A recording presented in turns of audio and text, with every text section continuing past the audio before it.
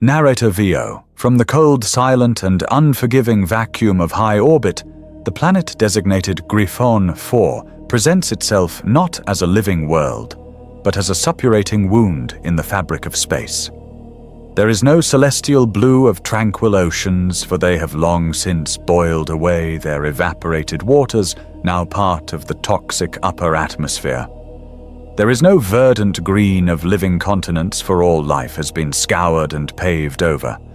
There is only a sphere of oxidized weeping iron, a globe bruised purple-black and jaundiced yellow, wrapped in a permanent churning shroud of hydrocarbon smog and rad particulate so dense it perpetually obscures the stars.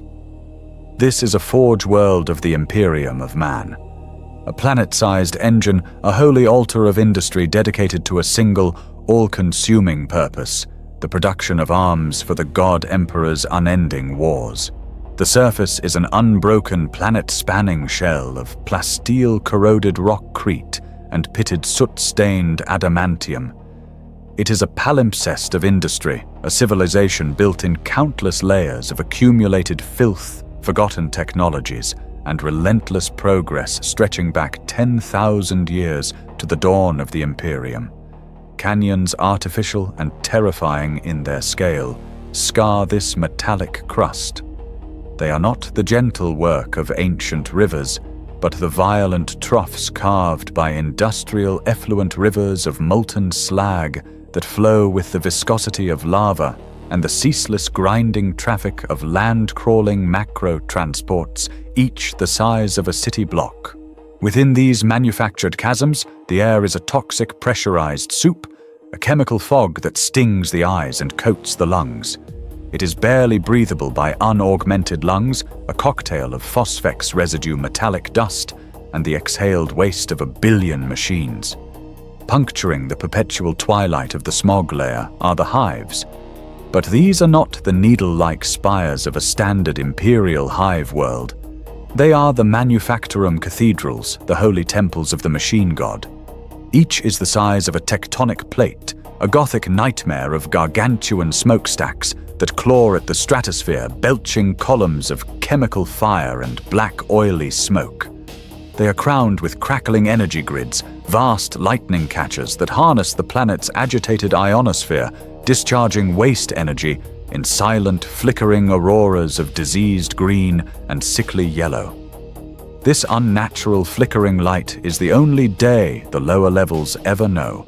Below these spires, the planet's crust is a honeycomb, a vertical labyrinth extending hundreds of kilometers deep.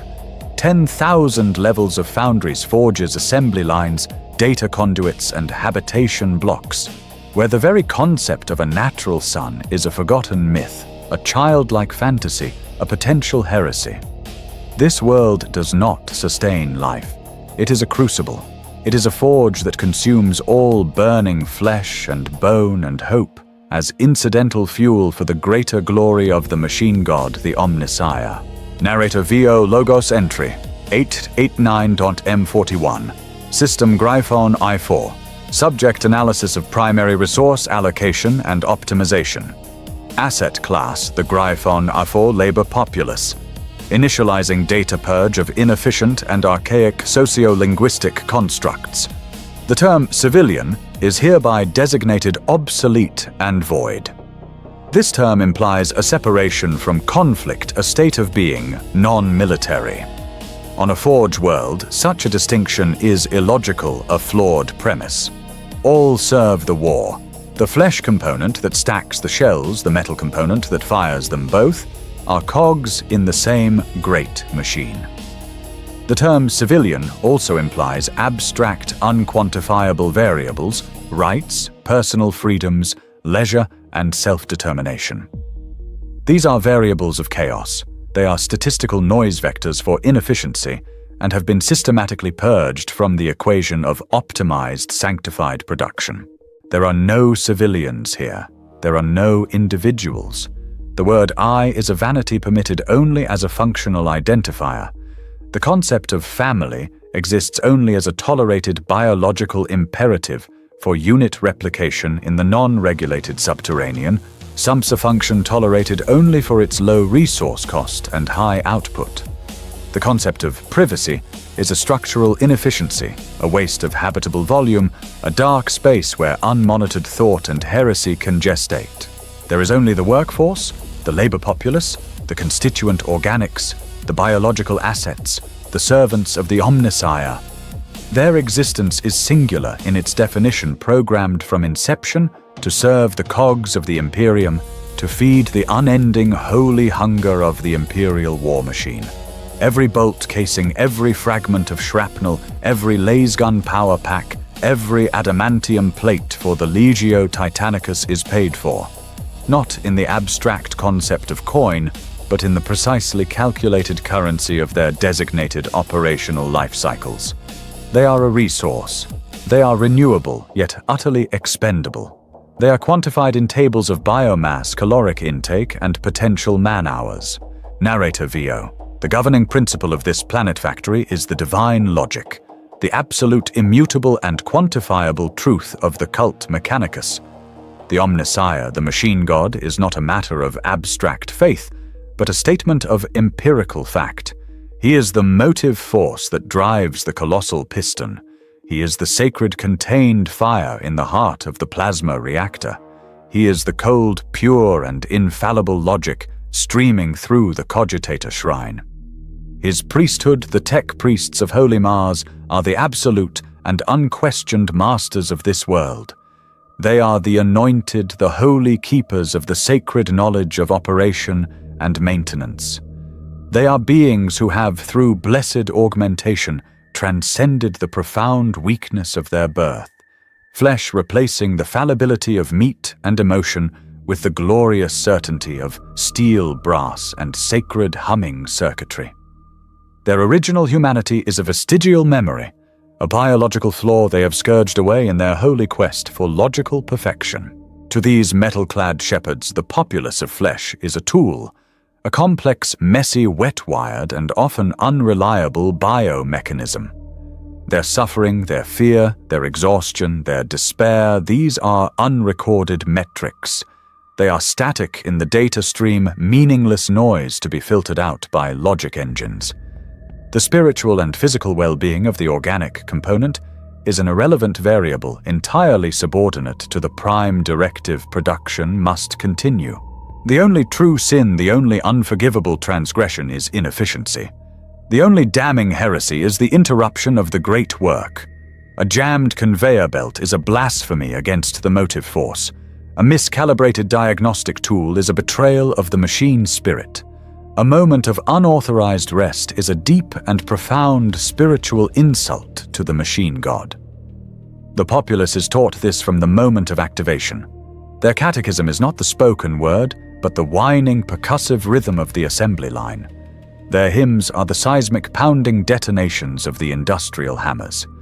They are taught by rote and by pain to fear the unreliability of their own flesh and to revere the holy, predictable, and eternal certainty of the cog. They are taught above all that their pain is a necessary, if utterly insignificant, lubricant for the gears of industry. The machine is eternal. The flesh is temporary. Narrator VO. The workforce is a resource, and like any resource, it is consumed. The rate of attrition from industrial accidents, atmospheric toxicity, radiation, leaks, malnutrition, and summary disciplinary actions is high, but it is also calculated. It is predicted. It is factored into all production quotas by the lex mechanics. Therefore, replenishment is a constant dual-pronged process. In the deep, lightless subterranean levels, in the flooded, stinking, and unmapped hab sumps, where workers are crammed by the million organic units, are produced in the traditional, inefficient, biological manner. Births are unlogged, chaotic, happening in the dark, between shifts. The resulting units are culled and sorted by overseers clad in filtration masks, the viable ones seized, tagged with barcodes, and entered into the system. The flawed are sent to the protein reclaimers. But for critical high-volume roles, there are the vitae wombs, the sterile, gleaming domain of the genitor adepts. Here in vast, silent biofactories, new units are decanted by the thousand. They are grown in suspended amniotic tanks, rows upon rows disappearing into the gloom. They are fed a standardized chemical nutrient paste, their limbs constantly articulated by small servo arms to ensure baseline muscle development and prevent atrophy. They are born not of warmth or human contact, but of chemical titration, genetic stamping, and precise biomechanical manipulation. This report will follow the operational life cycle of a single statistically average unit, chosen for its representative mediocrity. It is not born, it is activated. It is decanted flushed from gestation tank 881 Geist in sector Epsilon 9 of the Progenitorium vaults. The designation 881 Geist is not a name, it is an inventory number. As the viscous, foul-smelling nutrient fluid drains away, the infant gasps, its lungs filling with the metallic, oily air of the forge. A cauterizing servo arm, precise and inhuman, descends from the ceiling. Its tip glows cherry red. It presses against the wet, pale skin of the infant's neck. A high-pitched, thin scream, the first and last expression of personal will, is muffled by the hiss of burning flesh and the clatter of the production line.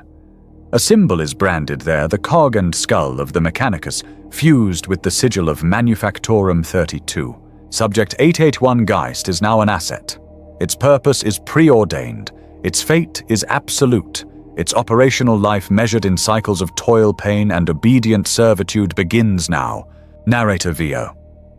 The unit 881 Geist is disconnected from the placental umbilicus of the Vitae womb.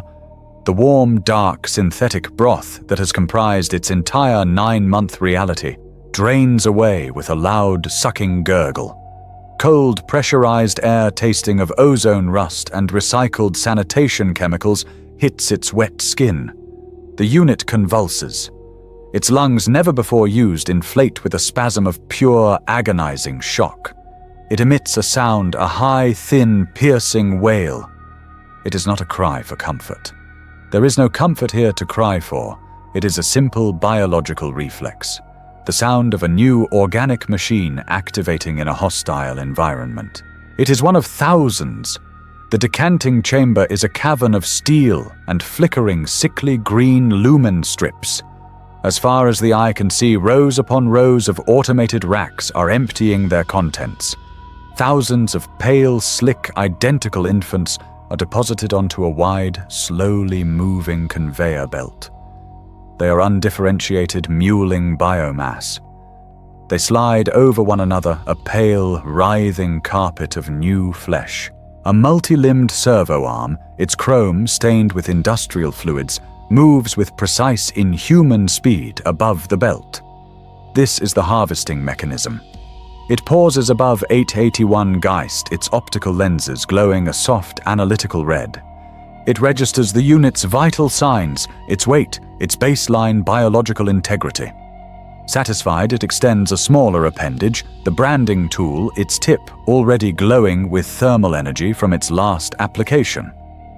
The brand, the holy cog and skull of the Mechanicus and the sigil of Manufactorum 32 is pressed against the flesh of 881 Geist's neck. The unit's wail becomes a raw, tearing shriek as its nerve endings ignite. The smell of its own searing flesh is its first coherent sensory memory. The brand serves a dual purpose. It is a mark of ownership, an inventory tag, and a spiritual blessing searing the truth of the Omnissiah into the unit's very being before its consciousness has even formed. The servo arm retracts. A high-pressure hose spraying a cold, stinging antiseptic solution blasts the entire belt, washing away the amniotic fluid, blood, and excrement. 881 Geist, shivering violently, is now clean. It is now processed. A robed figure, a low-level tech adept, stands on a high platform overlooking the belt. Its face is hidden behind a polished brass rebreather mask, its original eyes replaced with glowing green lenses. In one augmented metallic hand, it holds a data slate. It makes no move to interact with the infants. It does not soothe. It does not welcome. It observes. It is performing inventory. Its function is quality control. A red rune flashes on its slate. Its gaze snaps to a unit 3 rows ahead of 881 Geist. The infant is still blue. A flaw in production. The adept makes a tiny, precise gesture with its metal fingers. A secondary servo arm, a simple claw, descends from the gantry, snatches the defective unit from the belt, and drops it into a sluice grate on the floor. The grate leads to the protein reclamation vats. No waste is permitted. The process is silent, efficient, and utterly without malice. It is correction. 881 Geist, its cries already weakening from shock, is carried by the belt towards a dark, gaping tunnel. Its activation is complete. Narrator VO. The tunnel terminates. 881 Geist is deposited along with the others, tumbling down a smooth, polished chute into the Kresh pen. The pen is a vast, echoing chamber, perhaps a kilometer square. The floor is cold, grated metal. The only light comes from failing, buzzing lumens far overhead, casting long, deep shadows. The air is thick with the overwhelming stench of ammonia, unwashed bodies, and the sour, pervasive tang of recycled nutrient paste. The sound is a constant, deafening, multi-layered chorus of distress, the wailing of tens of thousands of infants. It is a white noise of misery that never ever stops. The infants are not held, they are contained. They are penned in massive, tiered, floor-to-ceiling metal cages, 100 units to a cage. 881 Geist is now in Kresh Pen 44 Delta. A blunt, automated prod, buzzing with a low electrical charge, nudges 881 Geist and its batchmates into their designated cage. The gate clangs shut with metallic finality. There are no blankets. There is no warmth, save for the shared, desperate body heat of the other units crammed into the same space. Twice per cycle, a concept 881 Geist does not yet understand, marked only by the dimming and brightening of the overhead lumens, a mechanical scraping sound heralds feeding. Automated arms move along the outside of the cages, filling long metal troughs that run along the bottom. The troughs are filled with a lukewarm, gray, viscous substance. Nutrient paste, corpse starch, recycled proteins, and minimal synthetic vitamins formulated for maximum caloric efficiency at minimum cost. The stronger infants crawl and claw their way over the weaker ones to get to the trough, pushing their faces into the slurry. 881 Geist, driven by a primal, desperate instinct, does the same. Survival is a competition from the first hour. Death is a constant. In this environment, weakness is not pitied. It is a statistical inevitability. It is the Omnissiah's first and most simple test. Units succumb to cold, to sickness, to being smothered by their penmates, or to simple starvation when they are not strong enough to fight for a place at the trough. Each cycle, sanitary servitors, mind-wiped, lobotomized drones with crude claws, move slowly through the pens. They wordlessly retrieve the small, still bodies, tossing them into reclamation bins. This is not tragedy. This is the purification of the weak. It is the system's passive method of ensuring that only the most resilient organic components proceed to the next stage of processing. 881 Geist, shivering in a corner, its belly aching with the unfamiliar cold paste, simply endures. It has learned its first lesson: to cry is pointless. To be weak is to be discarded. To survive is to consume. Narrator VO cycles pass. The unit 881 Geist has survived the purification of the weak. It is now designated juvenile intake. Its size has increased, its motor functions are baseline acceptable. It is transferred from the Kresh Pen to the Scholar Technis Hab Block 9. This is not a place of learning in the ancient flawed sense. It is a calibration chamber. Its purpose is not to broaden the mind, which is a vector for deviation, but to groove it, to cut the channels of response and obedience that will define its entire operational life. 881 Geist. Now a gaunt child of approximately 6 standard years, clad in a standard-issue, coarse-woven grey tunic, stands in a cavernous, freezing hall. The chamber is a repurposed foundry, the air still thick with the smell of cold iron and lubricating oils. 1,000 other identical children stand in precise, trembling ranks. At the front of the hall there is no teacher.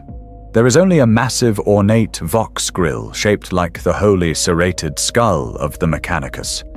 A synthesized monotone voice amplified to a deafening, painful volume blares from it. Recite the third litany of actuation, the voice commands. The spirit of the machine is the will of the Omniscire. The 1,000 children chant in a discordant, terrified chorus. Their voices echo badly off the high metal ceilings. To doubt its function is to doubt the divine. To fear its operation is to fear the truth. The flesh is weak. The machine is eternal. They do not understand the words. They do not need to. They understand only that recitation is mandatory. In front of them, a heavy, clattering conveyor belt moves slowly, carrying massive, simple machine parts glistening with grease. Identify the Vox grill blares. A large toothed gear is presented. Component Holy Cog 881 Geist shouts along with the others. Function transmission of the motive force. Blessings be upon its teeth. Identify. A long steel shaft. Component Blessed Piston. Function the hammer of his will. May it never cease. A robed figure, a Lex Mechanic adept, patrols the rows. Its lower jaw has been replaced with a small Vox caster, from which a constant static-laced white noise of binary prayer emanates. It carries a rod of castigation, a long electrified goad. A child in the row near 881 Geist falters his voice cracking on the recitation. The Lex Mechanic stops. It does not speak. The rod cracks against the child's back with a sharp, wet zap. The child screams, collapses, and then scrambles to his feet, immediately resuming the chant, his voice choked with sobs. 881 Geist does not look. It stares directly at the conveyor belt, its voice never wavering, chanting louder. Literacy is forbidden. Independent thought is heresy. Recognition and recitation are the only approved forms of knowledge. Narrator VO. Cognitive indoctrination is insufficient. The biological component is unreliable, prone to inefficient animalistic instincts. These must be stress-tested, calibrated, or purged. Batch 881 Geist, along with 20 other units from its pen, is selected for psychomechanical evaluation. They are herded by the Lex Mechanic into a smaller, steel-plated chamber. The door seals behind them with the heavy pneumatic thud of an airlock. The Lex Mechanic observes them from a high, reinforced plasteel window. The children stand in a line on the cold floor as they have been trained. They wait. A low hydraulic hiss fills the room, vibrating through the soles of 881 Geist's thin shoes. A section of the ceiling, a massive toothed hydraulic press designed for crushing scrap metal, begins to descend. It is black, oily, and utterly terrifying. It gains speed. The hiss becomes a deafening metallic shriek as the air pressure in the small room changes, popping 881 Geist's ears. It is a primal, visceral trigger. The other children panic. Several break formation, screaming, and run to the sealed door, pounding their small fists against the impassive steel. Two more simply curl into balls on the floor, wailing their hands over their heads. The press is now just meters from their heads, a moving wall of crushing death obscuring the lights. 881 Geist does not run. It does not scream. It is paralyzed. Its small body is locked rigid, its breathing stopped, its eyes wide and dry, staring at the descending, grinding teeth. It has learned from the creche. It has learned from the shola. Movement invites pain. Sound invites attention. It simply freezes, awaiting the inevitable impact, its mind empty of all thought save terror. With a deafening, world-ending clang and a shudder that shakes the very bones, the press stops. It is centimeters above their heads. Hot, oily water drips onto 881 Geist's face. A loud, shrill klaxon sounds. The press begins to slowly, noisily retract. From his booth, the Lex Mechanic makes notes on a data slate. Narrator VO units displaying uncontrolled flight response, flawed. Biological instinct overrides indoctrination. Redesignate for servitor processing or biomass reclamation.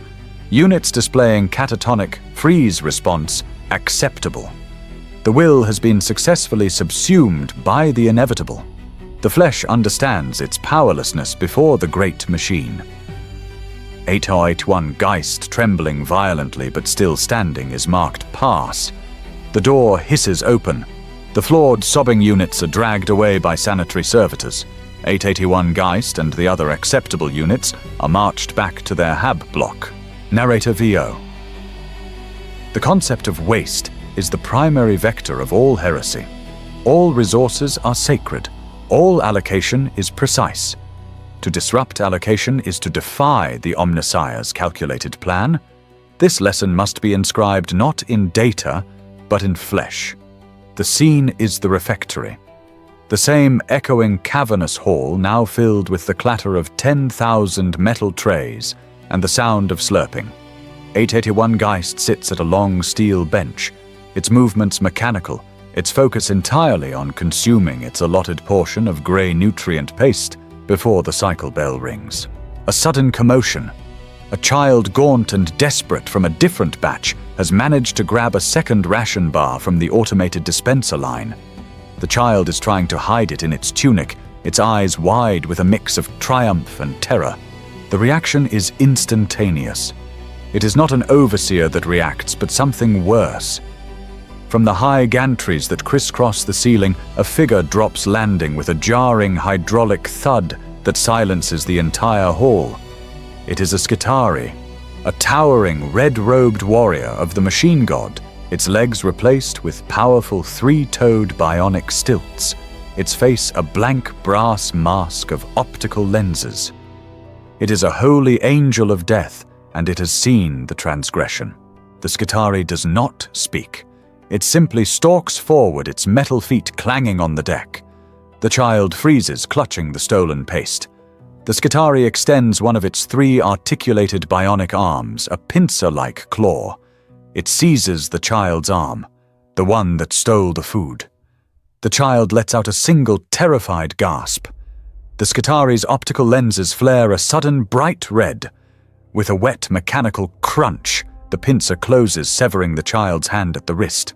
The child stares mute in shock as its own small hand, still clutching the stolen ration bar, falls to the floor. The Skitarii then, with meticulous care, bends down. It retrieves the fallen ration. It then retrieves the severed hand. It places both items into a disposal chute on the wall, marked Biomass Reclamation. No waste. The child, now screaming, cradles the bleeding stump of its arm. The Skitarii seizes the child by the neck and drags it from the hall. No one helps. No one moves. The vast hall is silent for 3 seconds. Then a loud bell rings. The meal cycle is over. 881 Geist, heart pounding a painful, inefficient rhythm against its ribs, looks down at its own empty tray. It feels a sudden, agonizing pang of hunger. It masters the feeling. It crushes it. It stands, places its tray in the cleaning slot, and files out of the hall with the other children, their tunics identical, their faces blank. They all meticulously step around the small, dark pool of blood on the floor. The lesson is learned. To take more than your allotment is not theft. It is blasphemy. Narrator VO. The unit has survived. More cycles have passed. 81 Geist is no longer a child. It is now designated Labor Prime, a gaunt, adolescent creature, its body hardened by calculated malnutrition and constant stress. The final stage of its forging is at hand: classification. The assignment of permanent function. The unit, stripped of its tunic, stands naked and shaved among 1,000 others pushed forward in a single, silent, shuffling line. They are no longer entering a hall, but an automated processing conduit. A conveyor belt moves beneath their bare feet, carrying them from one station to the next, like components in an assembly. This is the assessment line. It is a cold, sterile, brightly lit tunnel of polished steel. The air hisses with the sound of pneumatic actuators and servo motors. 881 Geist is carried into the first station. A series of metallic arms tipped with glowing blue lenses and chemical sniffers descends from the ceiling. They scan the unit's body, moving with a clicking, insect-like precision. They register height-weight bone density and atmospheric contaminants in the unit's lungs. A synthesized voice, calm and devoid of inflection, echoes in the conduit. Unit 881 Geist, biological integrity 92.7%. Trace rad contamination within acceptable limits. The belt moves. The next station. Padded robotic hammers strike 881 Geist's knees, elbows and spine with sudden painful force. Testing reflex arc latency, 14 milliseconds.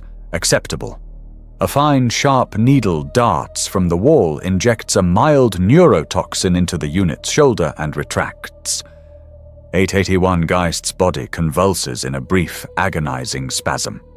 Pain response calibration within tolerance. The unit does not cry out. It has been trained not to. The belt moves. A screen flashes to life in front of 881 Geist's face. It displays a rapidly shifting series of symbols, cogs, skulls, lightning bolts, and random heretical non-geometric shapes. A single button is below the screen. Cognitive test. Identify and acknowledge the holy symbol of the Omnisia. 881 Geist's hand, thin and calloused, darts out, striking the button every time the serrated cog and skull appears. Its response is fast, born of years of repetitive, fear-driven drilling. The final station is a test of dexterity. A panel opens, revealing a complex web of color-coded wires and small ports. Manual dexterity test. Insert 9 specified conduits into designated ports. Time limit 20 seconds. 881 Geist's fingers trembling slightly from the earlier neurotoxin fumble. At first, then find the conditioned rhythm. It connects the wires, its knuckles scraping against the metal, just as a warning klaxon blares. The test is complete.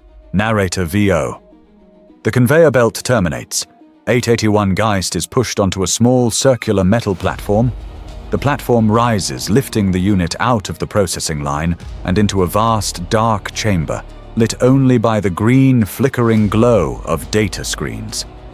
Before it, looming out of the darkness, sits the arbiter of its fate, a Magos.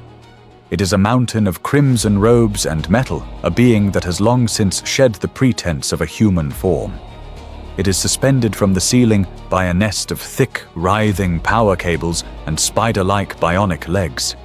Its head is a polished, grinning brass skull, its eyes a multitude of burning analytical lenses. It does not look at 881 Geist.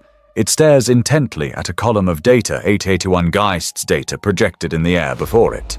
There is a long humming silence, broken only by the click-click-click of the Magos's internal cogitators processing the information. 881 Geist stands perfectly still, shivering in the cold air, its head bowed. To look upon the Magos is to invite eradication.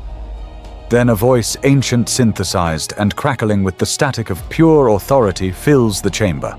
Logos review. Subject 881 Geist. The voice is like stones grinding together. Cognitive acuity substandard. Incapable of processing the higher litanies of the Logis Thane. Rejected for data ops. Muscle density 14.8% below optimal forge-bearer standard. Insufficient biomass for Skitarii tithe or heavy labor servitor conversion. A cold pause. 881 Geist's heart hammers. Rejection means the protein vats. It is the end of the line. Assessment continues. Reflex latency acceptable. Fine motor dexterity rated 81 beta. Sufficient for repetitive high-speed component manipulation. The Magos makes a decision. A metal tendril extends from its robed mass and taps a rune on a control panel. Verdict viable. Low-tier asset. Assignment munitions assembly line 7 Gamma. Quadrant 32. Forge tithe bolter shell igniters. Narrator VO. The platform beneath 881 Geist jerks, shunting it sideways into another smaller alcove. The verdict is rendered. The fate is sealed. Before the unit can react, heavy padded clamps snap out from the walls, locking its head and neck in place. Do not resist assignment calibration. A robotic arm different from the testing tools descends from the darkness.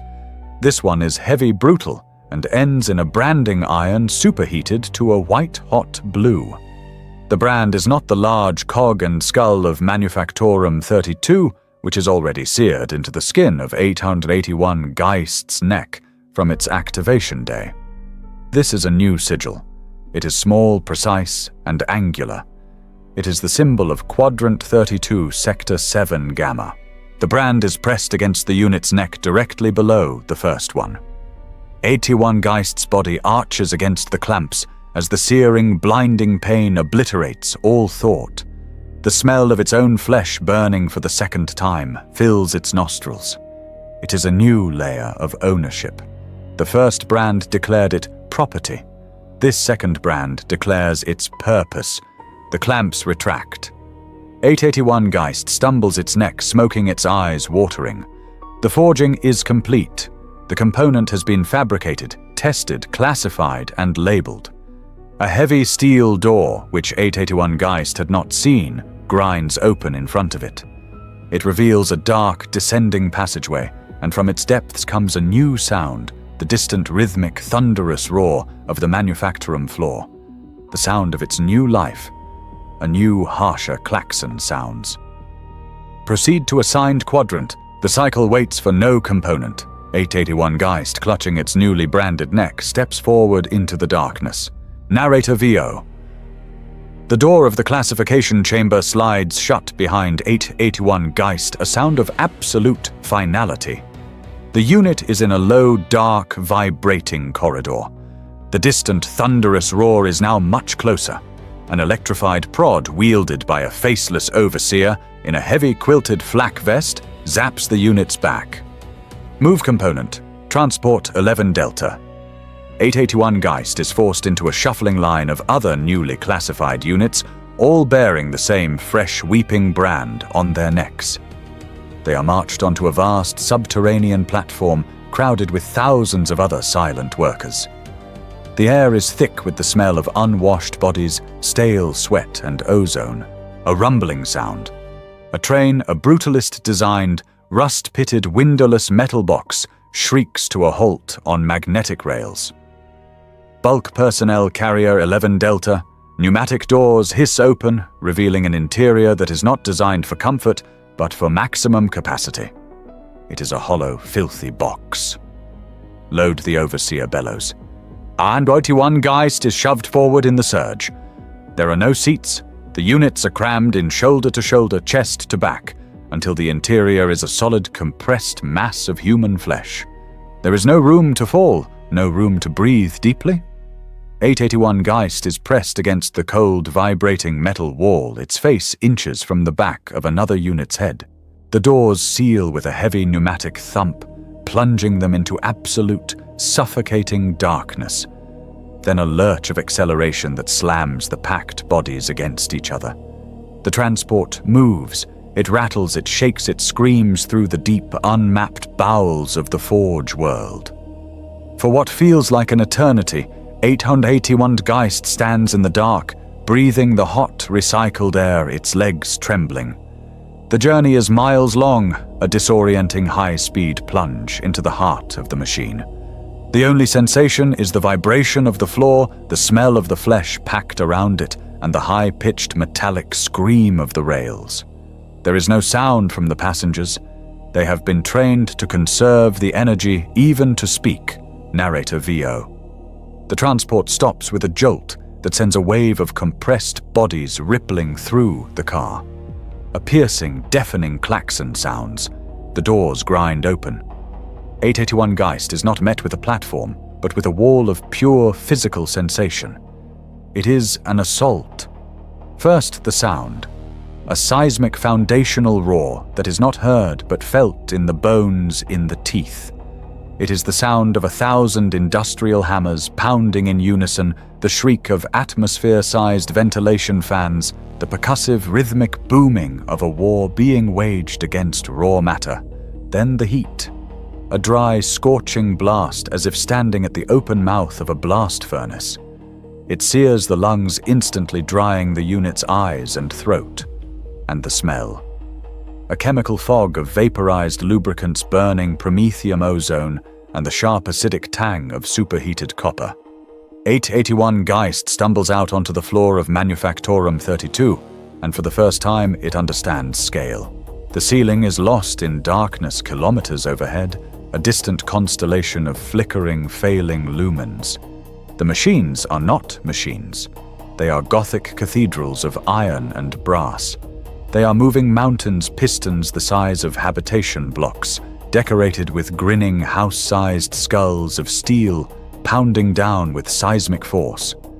Rivers of molten white-hot adamantium flow in open troughs high above, casting a hellish flickering light.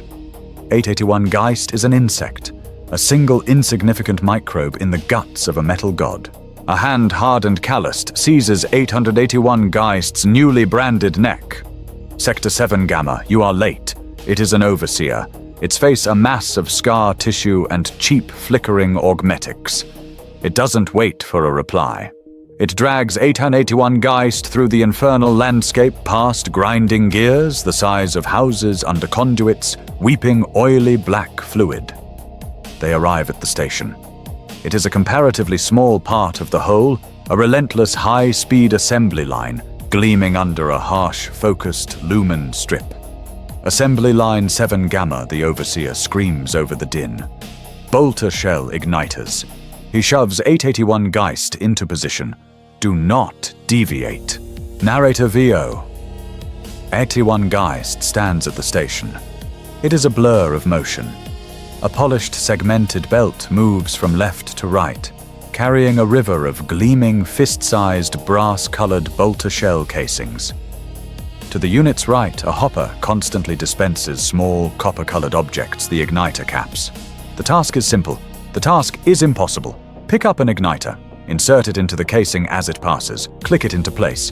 The line is moving fast, terrifyingly fast. A shell passes the station every 1.5 seconds. 881 Geist is trembling, its mind frozen by the sensory overload.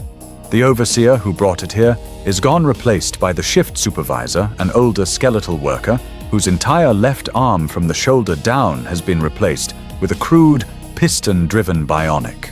It is caked in grease and rust, and sparks fly from its exposed elbow joint when it moves. The supervisor looks at 881 Geist. Its eyes are dead, two small, dark points of absolute exhaustion. It does not speak. It cannot be heard. 881 Geist desperate looks for instruction, for guidance. The old worker simply stares for a long, cold second. Then it slowly, deliberately raises its sparking metal hand. It does not point at the line. It does not point at the igniter bin. It points down at the steel-grated floor next to 881 Geist's feet. 881 Geist looks down. The grating is stained. A large, dark, crusted patch covering several square feet. It's the color of old rust and dried oil, but it has a different texture. It is a biological stain, scrubbed but not gone, the residue of something that was once soft and now is not. 881 Geist understands. It is the place where the previous unit failed. The old worker lowers its hand. Its dead eyes meet 881 Geist's. It doesn't need to say the words. Don't drop the igniter. Don't jam the line. Don't be slow. The unspoken, final and only warning. Don't become the next stain. A harsh green light flashes on the console. The first shift has begun. The line is active. 881 Geist's hand, shaking uncontrollably, darts toward the bin for its first igniter cap. The machine begins its count. Narrator VO. There is no morning. There is no night. In the deep Manufactorum levels, the concept of a solar cycle is an abstract, irrelevant heresy. There are only the shifts measured by the klaxons and the agonizing ache in the spine. The only measurement of time is the quote. 881 Geist, now a unit designated Cycle Prime, what an ancient and forgotten culture might have called 25 years old, lies on its sleep pallet in Hab Block 99 Theta. It is not sleep. It is a 4-hour state of metabolic shutdown, a low power mode crammed into a shared, tiered bunk in a room containing 800 other units. The air is hot, fetid, and thick with the sound of 800 bodies coughing, moaning and shivering. Then the siren. It is not a chime or a bell. It is a penetrating, brutal, synthesized shriek, an electronic scream designed to inflict pain, to jolt the nervous system from its exhausted slumber with a spike of pure adrenal-fueled panic. It is the voice of the Omnissiah demanding its components awake. 8081 Geist is on its feet before its eyes are open. The motion is autonomic, burned into its synapses by thousands of repetitions. There is no washing, there is no preparation. There is only the grey tunic, the worn-out boots, and the stumbling, silent march of thousands of grey-clad figures into the corridors towards the transport cars back to the line. The 4-hour rest is over. The 18-hour service cycle begins again. The siren's echo is still rattling in the unit's skull as it is once again compressed into the dark, vibrating transport. Narrator VO. The Unit 881 Geist is at Station 7 Gamma. It has been here for a decade. The station is a part of its biology. The air, the heat, the deafening seismic roar, it is all just a baseline sensory input, a constant hum beneath the only thing that matters, the line. The blur of brass casings, the bin of copper igniters, left-hand pickup, right-hand guide, left-hand insert, right-hand steady, click, next, left-hand pickup, right-hand guide, left-hand insert, right-hand steady, click, next, 1 every 1.5 seconds, 39 per minute, 2,340 per hour, 42,120 per 18-hour shift. The Unit 881 Geist is a machine made of meat. Its mind is not empty, it is focused. It is a state of hypnotic, painful, repetitive meditation. The unit's thoughts are reduced to the rhythm, pick, guide, insert, click. Any deviation, any intrusive, heretical thought, a memory of the Hab block, a pang of hunger, a flare of pain in the lower back is a risk, a distraction, a path to the stain on the floor. The unit's fingers are raw. The flesh at the cuticles is permanently split-stained black with grease and brass filings. The nerves are deadened. It no longer feels the sharp edges of the casings, but it feels the deep, aching throb in its wrist and elbow joints. The pain is a constant low-level static, a reminder that the flesh component is failing, that it must be willed to continue. 881 Geist does not slow. It cannot. Above the line, a large glowing green dial displays the quadrant's efficiency rating. It is currently at 99.8%. A red light next to it labeled deviation is dark. To be the component that causes that light to flash is to be investigated. To be investigated is to be found flawed. To be flawed is to be replaced. So the rhythm continues. Pick, guide, insert, click. Narrator VO. 14 hours into the shift. The heat is at its peak. The air is a shimmering, visible wall of chemical haze. The roar of the great forge hammers has reached a crescendo that vibrates 881 Geist's teeth in their sockets. The unit is in a state of hyper-focused exhaustion. The component at the station to 881 Geist's immediate left Unit 889 Geist is a newer model only 3 years on the line. It is faltering. Its rhythm is off. Its movements have become jerky, inefficient. 881 Geist registers this, not with concern, but with cold, analytical alarm. A failing adjacent component is a threat to one's own rhythm. 889 Geist's head droops, a micro-sleep, a single second of biological failure. Its hand holding an igniter misses the casing. The hand follows the belt. The belt moves towards the primary stamping press, the machine that seals the igniter into the casing with half a ton of hydraulic pressure. 889 Geist jerks awake, but it is too late. Its fingers are in the mechanism. There is no time for a long scream. Just a short, wet, piercing shriek of agony instantly cut off. It is followed by a sound that penetrates even the manufacturum's roar, the unmistakable sickening crunch of bone and flesh being integrated into machinery. A hydraulic hiss as the press detecting a foreign matter obstruction ceases. The entire line, a kilometer long, shudders to a halt. The red deviation light flashes. A klaxon different from the wake-up siren, this one, an angry pulsing whoop whoop whoop, begins to sound. 881 Geist has frozen its hand halfway to the igniter bin. The rhythm is broken. Panic, cold and sharp, cuts through the unit's hypnotic state. 2 overseers in heavy flak armor are there in seconds, wielding long electrified goads. Line halt, section 7 Gamma. One bellows his voice, cracking over a crude Vox speaker. They do not look at the trapped unit, which is now just a mangled red ruin dripping into the line's delicate workings. They look at the machine. Clear the obstruction. One overseer uses his goad to push the ruined torso of 889 Geist, which has slumped over the conveyor. The other uses a heavy metal lever to manually retract the stamping press. What is left of 889 Geist's arm is pulled free. It is not an arm, it is just meat shredded and mixed with brass fragments. The overseers drag the entire body limp-heavy and dripping off the line and dump it onto the grated floor out of the immediate walkway. The entire incident, from the scream to the body hitting the floor, has taken 15 seconds. Narrator VO, clear, the overseer yells. The pulsing deviation klaxon stops. Reset cycle. Back to quota. The supervisor, the same old worker with the sparking bionic arm, is already there. It shoves another unit forward. A replacement. A young, terrified-looking adolescent, its new neck brand still red and peeling. It is shoved into 889 Geist's still warm spot. The replacement unit stares paralyzed at the gory biological mess that has just been dragged from its new workstation.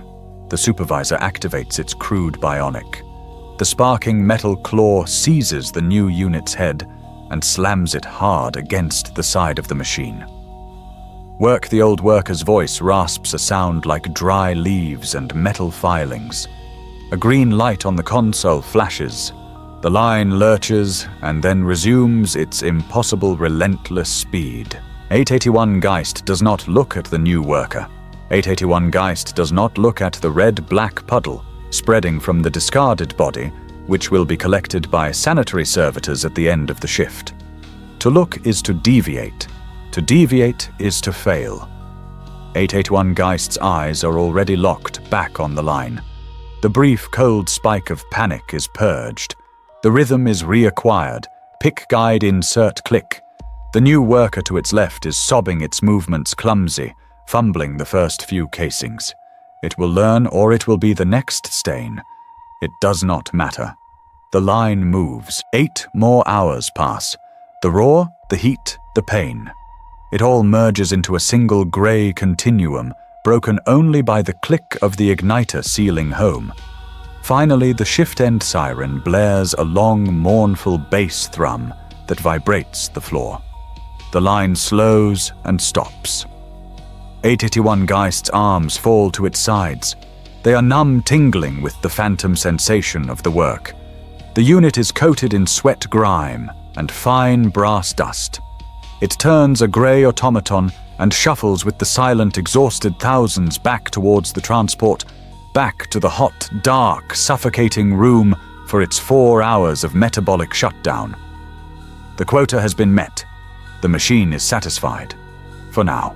Narrator VO. The Manufactorum is not just a workplace. It is an ecosystem, a self-contained biome of artificial weaponized physics. The air itself is a hostile entity, an active participant in the degradation of the biological components. It is not air in the natural sense. It is a pressurized, heated suspension of industrial byproducts. 881 Geist breathes this atmosphere 18 hours a cycle. It has a taste sharp, metallic, and acidic, like licking a corroded battery terminal. It has a texture thick, oily, and gritty. The unit's lungs, and the lungs of every unit on the floor, are permanently coated in a fine particulate layer of rad soot chemical aerosols and microscopic metal shavings. The coughing is a constant. It is the background noise of the hab blocks, a percussive, wet, hacking chorus that fills the brief 4-hour rest cycles. It is not a sign of sickness. It is a sign of function. It is the sound of biological lungs attempting and failing to purge the unpurgeable. R81 Geist, walking back from the transport, hunches over as a spasm seizes its chest. The unit coughs a deep, rattling, body-racking convulsion that brings tears to its eyes. It spits onto the grated floor. The sputum is not clear or even yellow. It is a thick, viscous, glistening rope of pure, jet-black phlegm, flecked with bright chemical red blood. This is black lung rot. It is not classified as a disease by the medici adepts. A disease is a malfunction and invasive foreign agent. This is simply accelerated atmospheric degradation. It is an expected, calculated, and factored-in consequence of operation. It is the price of breathing. Every unit in Manufactorum 32 has it. The only question is how long the biological component can continue to oxygenate the body through the accumulating filter of its own inhaled environment before systemic failure. For 881 Geist, the degradation is proceeding at an acceptable rate. Narrator VO. The unit's brief 4-hour journey from the transport to its sleeping pallet is a traverse through a different kind of hell. The hab blocks are not clean. They are sumps located in the deep, unvented substructure of the forge built upon millennia of compacted industrial waste. The corridors are perpetually dark, lit only by leaking, buzzing power conduits, and they are wet. But this is not water. It is the sump. It is the collected seepage of the entire Manufactorum city above. A vile, multi-hued chemical stew of coolant leaks, untreated biological waste, heavy metal runoff, and spilled promethium. It pools in the corridors, stagnant and knee-deep in places. 881 Geist, along with 1,000 other exhausted workers, wades through it. The liquid is thick and lukewarm, and it bubbles. Small, oily, rainbow-colored blisters of gas rise from the depths and pop on the surface, releasing a choking ammonia-sulfur stench. The sump is alive. It is a mutagenic bath.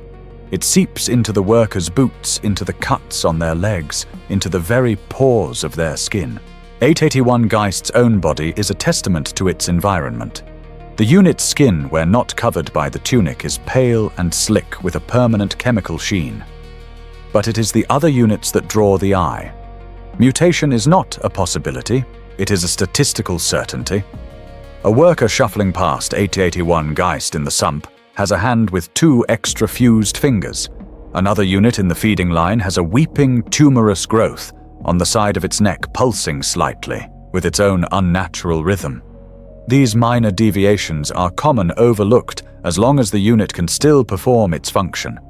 They are the flesh warping in sympathetic heretical praise of the Forge's toxic glory. Narrator VO. But there is a line. There is the acceptable and tolerated mutation, the byproduct of loyal service in a hostile environment. And then there is the unstable, the overt, the blasphemous. The Omnissiah demands purity of the machine, and any flesh that deviates too wildly from the sacred baseline human form is an insult to the divine logical blueprint. It is a vector for physical and spiritual corruption.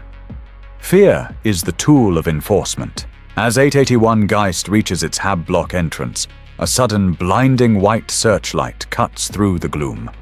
A synthesized booming voice commands, "Halt. Purge Protocol 14 Delta, identifying unstable biologics." 2 figures, massive and terrifying, stride into the corridor. They are not Skitari. They are tech priest enforcers clad in heavy sealed black carapace armor, their faces masked by multi-lensed gas masks. They carry long, sparking suppression staves and chemical scanners. The exhausted workers freeze, pressing themselves against the weeping, corroded walls.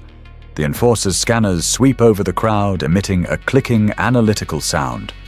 The sound stops, locking onto a unit near 881 Geist, a thin, skeletal worker who has been trying to hide in the shadows, clutching its stomach. Subject 442 John, the enforcer's vox voice booms, present for inspection. The unit 442 John whimpers and shakes its head. The second enforcer strikes its staff, lashing out. The end crackles with blue energy striking the unit. 442 Yawn collapses, spasming its tunic, falling open. A mass of pulsing, raw, fleshy tendrils is visible, growing from its abdomen, a clear, overt, unstable mutation. The clicking of the scanner becomes a shrill, angry wail. Mutation confirmed. Class Omega heresy, biological contaminant. The first enforcer does not hesitate. It raises a heavy-gauge, drum-fed shotgun. There is no trial. There is no mercy. Just a deafening, wet boom that echoes in the confined space, splattering the workers and 881 Geist with hot, foul-smelling biomatter. The Unit 442 Yawn ceases to exist. The enforcers scan the crowd one last time. Purge complete. The Omnissiah's blessing is unyielding. Disperse. The searchlight clicks off. The enforcers stalk away, their heavy boots splashing in the sump. The workers, including 881 Geist, do not speak. They do not look at the red-stained patch of wall.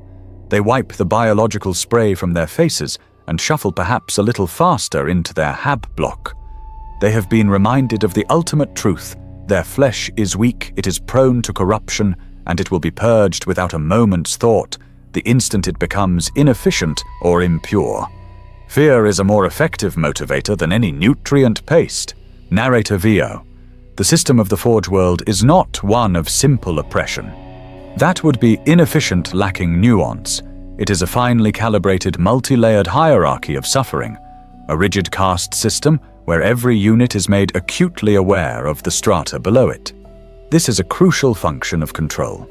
Toil is absolute, but the nature of the toil is a unit's only measure of worth. For 881 Geist assigned to the high-speed, high-dexterity munition line, there exists a grim, unspoken privilege. The unit is a component. It is tracked. It is valuable insofar as its replacement would cause a fractional, temporary dip in quota. But below 881 Geist, below the line workers below, even the replacement fodder is the bottom. The true expendables, the menials. The 881 Geist's work transport rattling through a different, deeper maintenance conduit due to a slag fall on the primary route passes an active work zone. The car does not slow.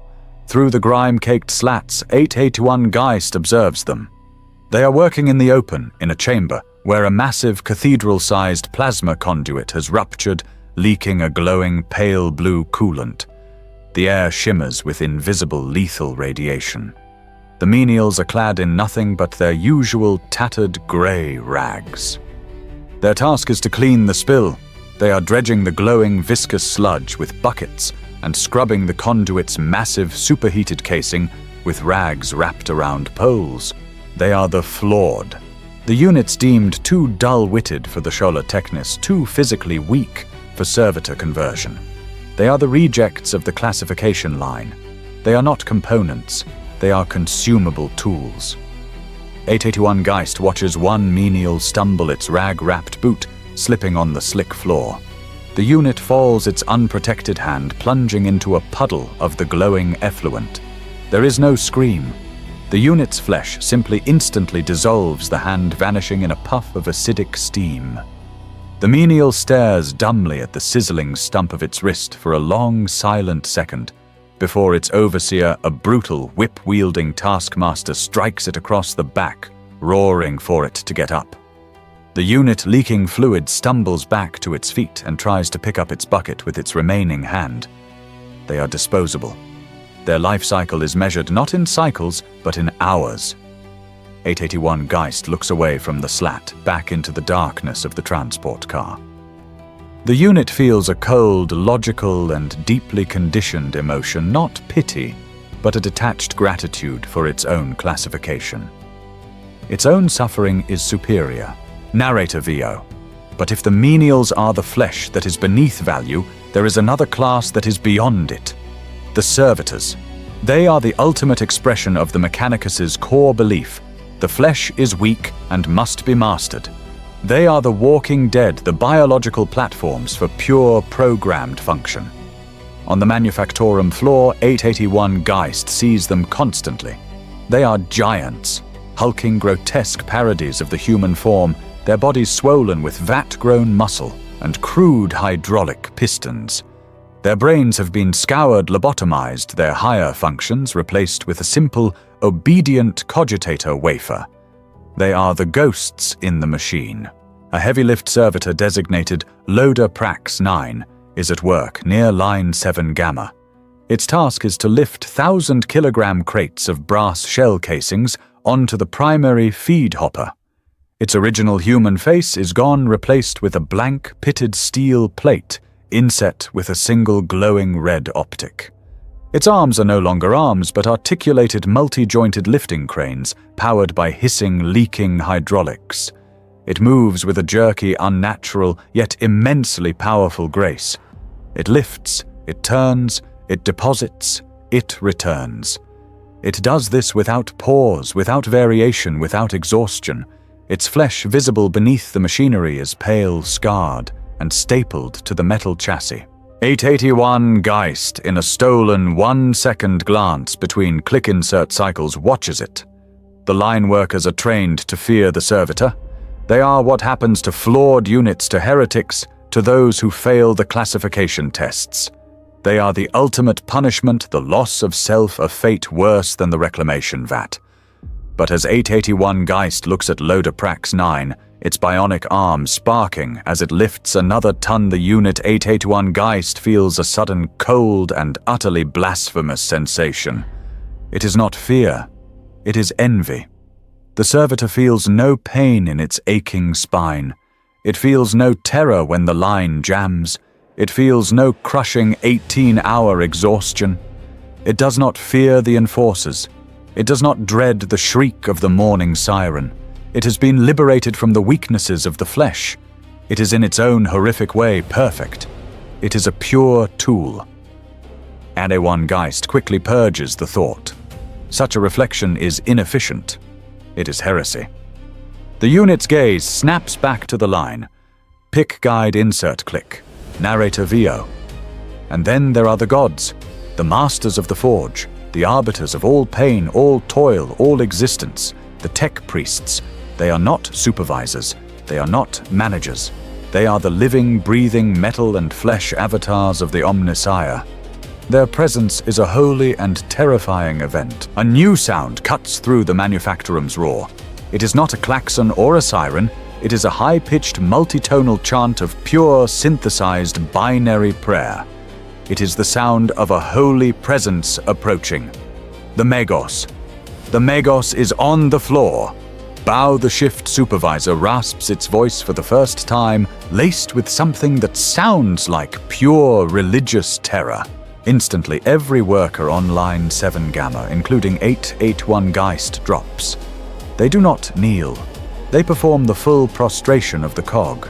They fall flat on their faces, their foreheads pressed against the greasy, vibrating metal-grated floor. Their arms are spread wide, palms down. To look upon the unshielded glory of a high Magos is a sin. It is to risk your flawed organic eyes being burned out by the sheer logical purity of their presence. It is to invite instant summary execution. 881 Geist lies flat, its heart hammering. The unit's entire world is the patch of stained floor beneath its face. The binary chant grows louder, deafening, overriding even the sound of the line hammers. A wave of intense dry heat washes over the prostrated workers, accompanied by the smell of sacred incense and hot, holy machine oil. The Magos is passing. 881 Geist can feel the vibration of its passage through the floor plates. It is not walking. It is gliding, borne on a multitude of thrumming anti-gravitic suspensors or spider-like metallic legs, its crimson robes dragging on the floor. It is a mountain of ancient sanctified technology, its form more machine than man, its power absolute and unquestionable. It is the architect of their world, the god of their suffering. The sound, the heat, and the vibration pass. They fade. A full minute of agonizing, silent prostration passes. Then the supervisor's voice, shaking, rise. Praise the motive force. Resume. 881 Geist pushes itself up, its knees and forehead slick with grime. The Magos is gone, a distant red-robed giant disappearing into the smog-filled gloom of the next quadrant. The line, which had been automatically slowed to process standby jerks, and resumes its full, frantic, impossible speed. 881 Geist, its hands shaking from the proximity to the divine, fumbles its first igniter cap. It catches it on the second try. The unit has been reminded of its place. It is not just a component. It is a slave. And it has just been grazed by the shadow of its god. Narrator VO. The Unit 881 Geist completes its 18-hour cycle. It has survived the transport car. It has waded through the mutagenic sump of the lower corridors. It now enters Hab Block 99 Theta, its designated domicile. The concept of home is a profound structural inefficiency, a heretical vector for individualism, and the hoarding of non-allocated resources. Such a concept has been purged. There is only the Hab Block. It is a single cavernous, unpartitioned chamber, kilometers deep, containing 50,000 designated sleep pallets, stacked 12 high in flimsy, rust-caked metal scaffolding. The air is a hot, humid fog, thick with the recycled condensed breath and sweat of the 50,000 units assigned to this block. The only light is the same sickly green-yellow lumen strips which never turn off. The only sound is the constant hacking chorus of the black lung rot and the shuffling mechanical movements of the off-shift units climbing into their bunks as the on-shift units climb out. 881 Geist navigates the labyrinth of scaffolding to its designated pallet. Sector 9, Row 44, Level 7, Bunk G. There is no privacy. There are no walls. There are no curtains. To be out of sight is to be unmonitored. To be unmonitored is to be inefficient. The unit climbs the rungs, its bionic-ready arm, though not yet augmented, aching. It reaches its pallet. The thin, stained mattress is still warm. It is damp with the sweat of the other 881 Geist, the unit assigned to this bunk, during the other shift. This is hot bunking. The Forge's resources are never allowed to grow cold. Even the sleeping spaces must operate at maximum 24-cycle efficiency. 881 Geist lies down on the warm, damp, human-scented pallet. It owns nothing. Not the tunic it wears, which will be reclaimed and recycled upon its deactivation. Not the space it occupies. It does not even own its own 4-hour rest period. It is simply a component placed in storage. Narrator VO. But before storage there is refueling. The 4-hour rest cycle is not entirely for rest. It includes a 15-minute allocation for nutrient intake. 881 Geist, driven by the gnawing acidic pain of processed hunger, first proceeds to the refectory. The refectory is another echoing, steel-walled cavern filled with rows of featureless metal tables and benches bolted to the floor. The noise is deafening, the clatter of 10,000 metal trays, the high-pitched whine of the automated nutrient paste dispensers, and the guttural, hurried sounds of mass consumption. There is no choice. There is no menu. 881 Geist places its standard-issue tray under a large, ceiling-mounted nozzle. A proximity sensor registers the unit. With a pneumatic hiss and a wet splat, a precisely measured 600-gram portion of nutrient paste is dispensed onto the tray. It is a thick gray, perfectly smooth gelatinous substance. It has no smell save for a faint chemical tang like ozone and yeast. It is lukewarm. This is AM Protein Ration 7 Delta. It is a slurry of synthesized carbohydrates, recycled corpse starch, and minimal processed amnio fluids formulated by the genitors for maximum caloric-to-cost ratio. 881 Geist takes the tray to a bench crammed between two other silent eating units. The unit eats, it does not taste. The concept of flavor is an inefficient sensory distraction. The unit simply uses its spork to shovel the gray mass from the tray into its mouth, swallows, and repeats. The paste has the texture of wet sand and cold grease. It is fuel.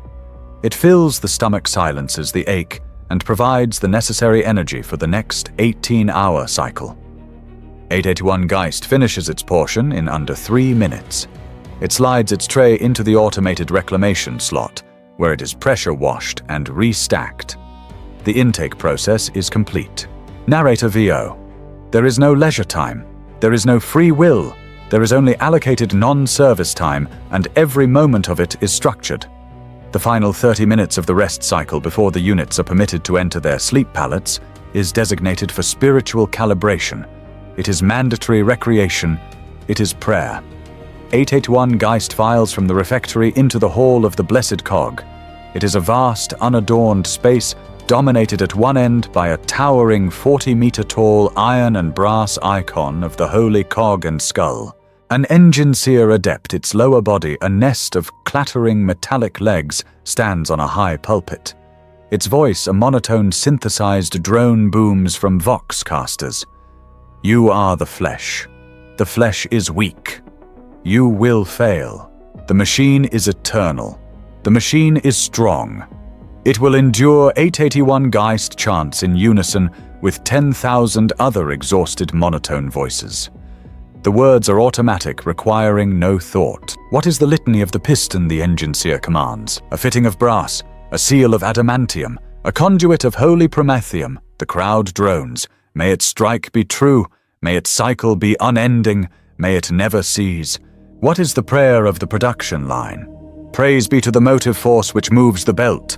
Praise be to the holy igniter which gives the spark. Praise be to the stamping press which gives the form. We are the hands of the machine.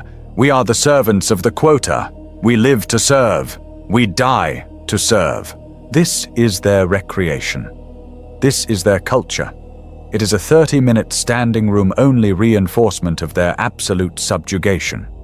It is a catechism not of hope, but of function. They are not praying for deliverance. They are praying to the very machines that enslave them, begging those machines to continue functioning lest their own insignificant purpose cease to exist. 881 Geist's lips move, forming the familiar, hollow words. The unit's eyes are blank, fixed on the iron icon. Its mind is empty.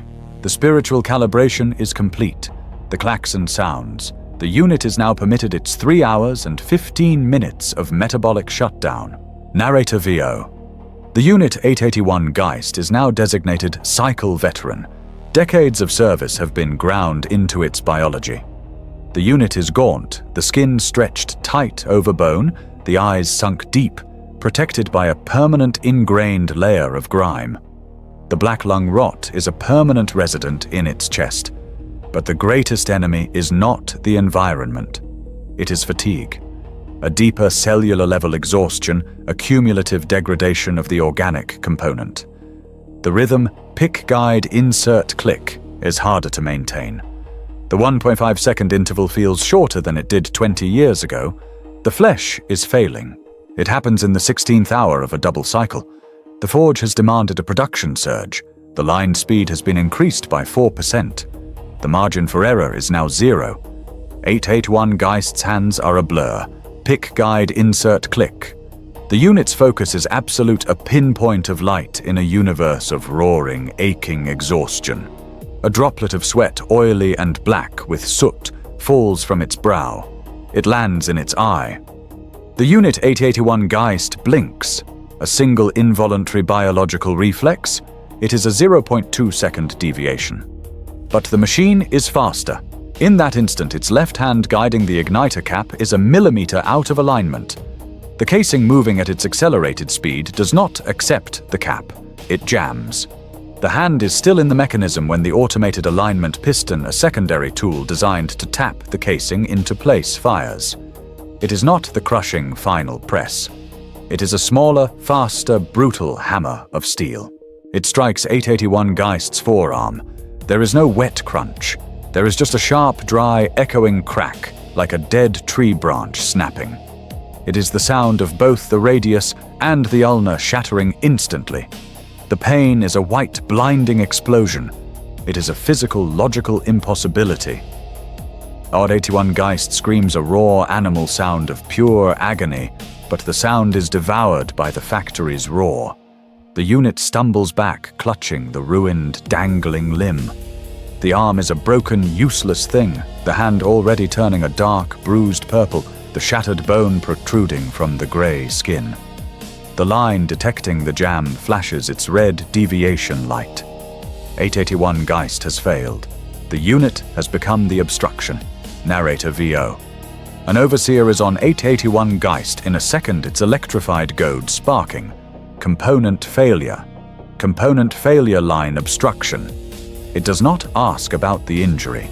It does not assess the unit's health. It assesses the unit's function. Arm Unit 7 Gamma L non-functional. The overseer seizes 881 Geist by its good arm and drags it screaming and stumbling from the line. A replacement unit is shoved into the station before 881 Geist has even cleared the walkway. The line is already being reset. 881 Geist is not taken to a place of healing. It is dragged to a chirurgeon's bay, a filthy curtained-off alcove near the main forge conduit. The air is thick with the smell of ozone, cauterized blood, and burning metal. A low-level tech adept, its own face a mask of leaking low-grade augmetics and welded-on optical lenses, is busy sharpening a rotary saw. It looks up as 881 Geist is thrown onto a steel table, slick with the fluids of the previous repair. Subject 881 Geist, the overseer barks. Limb failure. Refit and return to cycle. Quota surge is active. The chirurgeon adept doesn't speak. It simply grabs the unit's shattered arm and inspects it with a look of profound technical disgust. Bio-integrity compromised. Fracture unstable. Repair inefficient. It drops the arm. 881 Geist, convulsing in pain, tries to get up. Heavy padded metal restraints slam down from the table, locking the unit's body in place. Prepare for amputation and augmentic replacement. The chirurgeon's synthesized voice crackles. No. No. Odd 81 Geist gasps the first words it has spoken on the floor in a decade. The chirurgeon ignores the biological noise. It picks up the rotary saw. The tool whines, accelerating to a terrifying speed. There is no anesthetic. Pain is a biological signal to be noted, not indulged.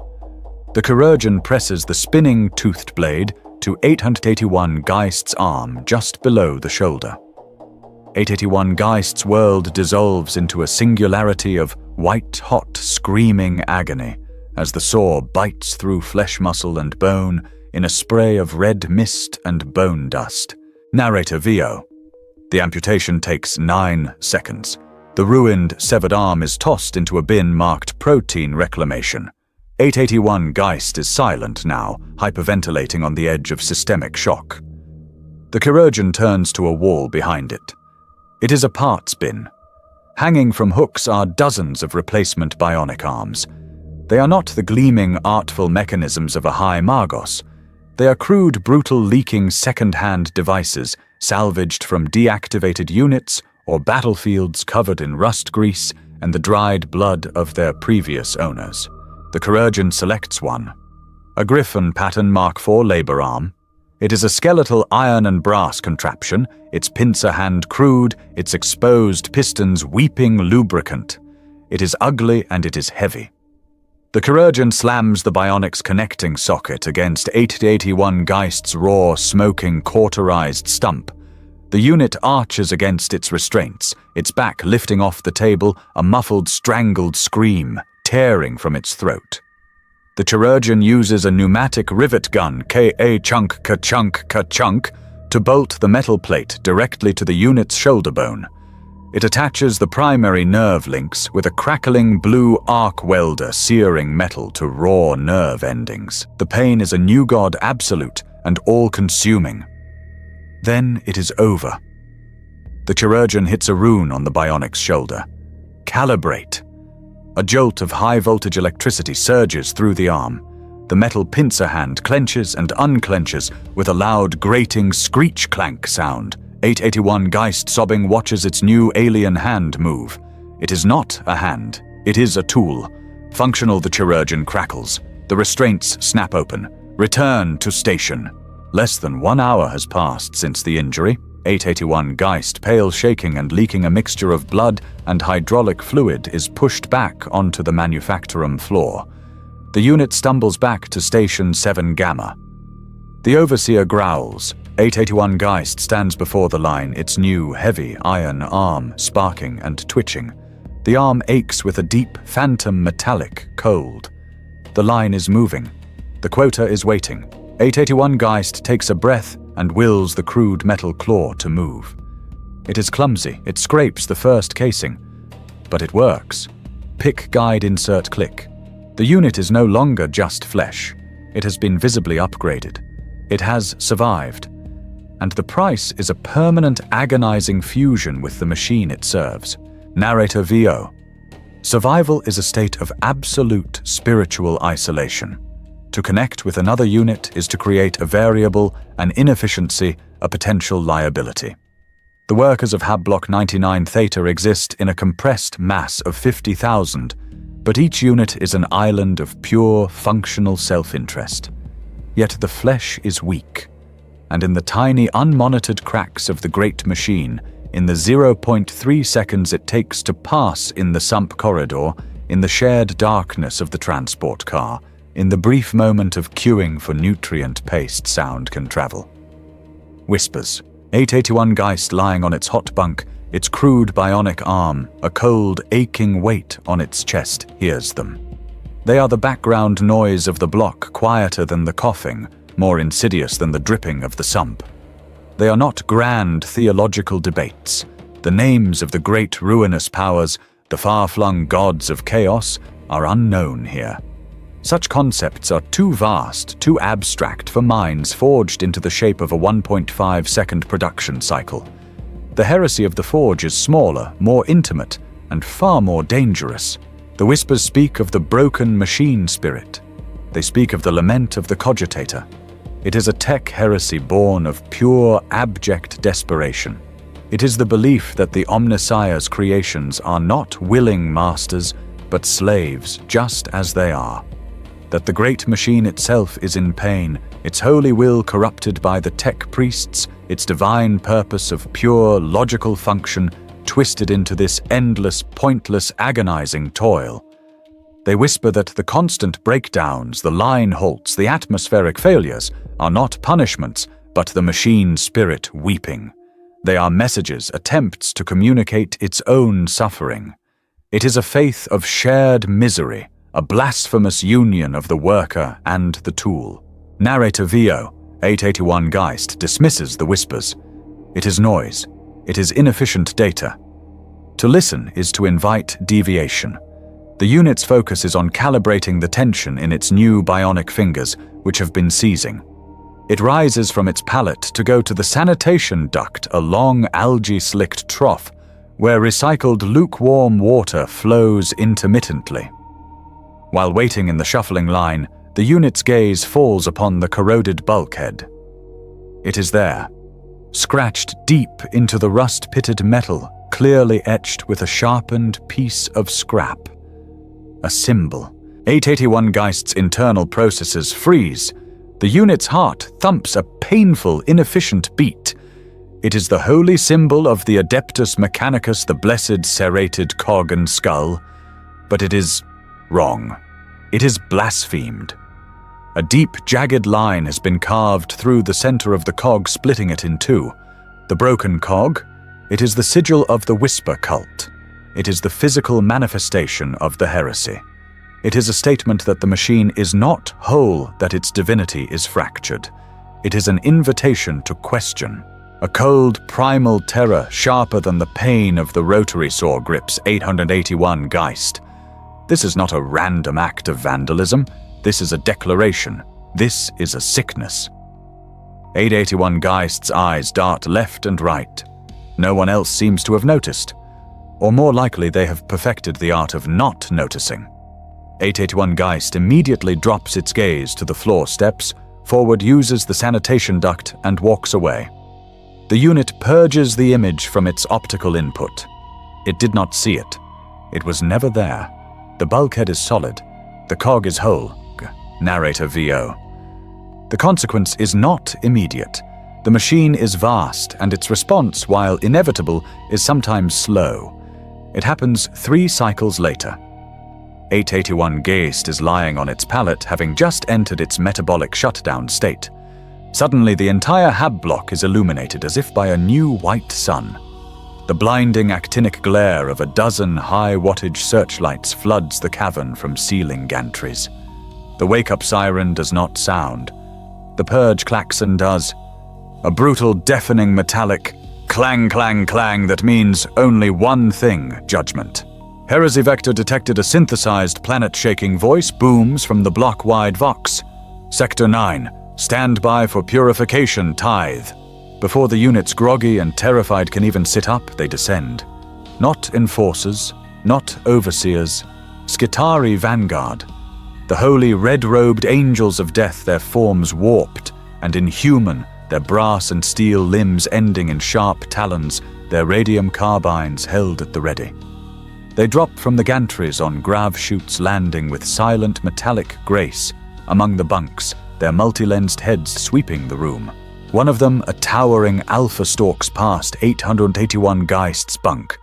It moves with an unnatural bird-like gait. It does not stop at a person. It stops at the bulkhead. Its optical lenses flare a bright, analytical red as it scans the scratched, broken cog. It has found the insult. It turns its blank brass faceplate, reflecting the terrified, pale faces of the workers. It raises its bionic arm. It does not point to an individual. It points to the area. The insult is logged, its voice a crackle of static and cold fury echoes. The tithe is due.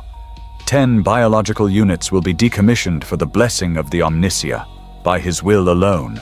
It is not an investigation. It is a mathematical equation. The Skitarii, without further orders, raise their weapons. They do not select those who look guilty. They select the nearest. The unit in the bunk next to 881 Geist Bunk H, a silent component 881 Geist has shared a wall with for a decade, is just sitting up, its mouth open, its face a mask of pure, uncomprehending terror. The Skitarii open fire. The sound is not a loud bang, but a sharp, sickening crack hiss. Radium carbines. The air fills with a pale green light and the smell of superheated ozone. The unit in Bunk H and 9 other units in the bunks immediately surrounding the symbol simply dissolve. They don't scream for long. Their flesh is hyper-irradiated, cooked from the inside out, sloughing from their bones in a single wet, smoking instant. They are reduced to blackened, steaming skeletal husks in less than a second. It is over. The tithe is paid. The purge klaxon stops. The searchlights cut out. The Skitarii, their duty done, fire their grapnels and ascend, vanishing back into the darkness of the ceiling. The hab block is plunged back into its familiar, sickly green gloom. All that remains is the echoing silence, the smell of cooked, irradiated meat, and the 10 smoking dark shapes on the pallets. 881 Geist has not moved, not a single muscle. The unit lies flat on its pallet, its flesh hand clenched so tight its nails have drawn blood. Its new bionic hand is buzzing its internal motor, whining faintly from the suppressed electrical impulse. It stares at the ceiling. It does not look at the smoking husk of its neighbor 3 feet away. It does not think about the symbol. It breathes in the toxic air now thick with the particulate matter of 10 incinerated workers. It closes its eyes. It purges the event. It did not happen. The unit must rest. The line will be waiting in 3 hours and 45 minutes. Narrator VO. The Unit 881 Geist is now old. Designated Cycle Veritas, it is a rare statistical anomaly, a long-surviving biological component. Decades of toil have ground its remaining flesh down to a skeletal minimum. The black lung rot is a permanent wet resident in its chest. The crude bionic arm, now scarred and pitted from countless impacts, is more a part of the unit than the arm it replaced. It has become an extension of the unit's senses. The flesh ear hears the roar of the forge, but the metal arm bolted to the bone feels the true voice of the machine. It feels the vibration, the rhythm, the holy seismic heartbeat that thrums through the entire manufactorum. And the heartbeat is wrong. It is hour 17 of the cycle. 881 Geist's bionic hand, its crude pincer claw, rests for a microsecond on the feed hopper as it reaches for an igniter. Through the metal, up the pistons, and into its shoulder socket, a new alien sensation travels. A vibration. A high-frequency arrhythmic click-pause-click. A stutter. It comes from deep below the floor plates, from the colossal unseen distribution gears that power the entire quadrant. It is a flaw in the primary rhythm, a hiccup in the heart of the god.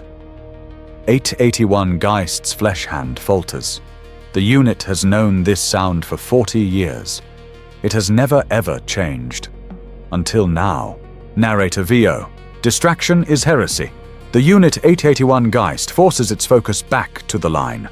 Pick guide insert click. But the rhythm is broken. The click pause click from below is now audible, a faint ticking ghost in the wall of sound.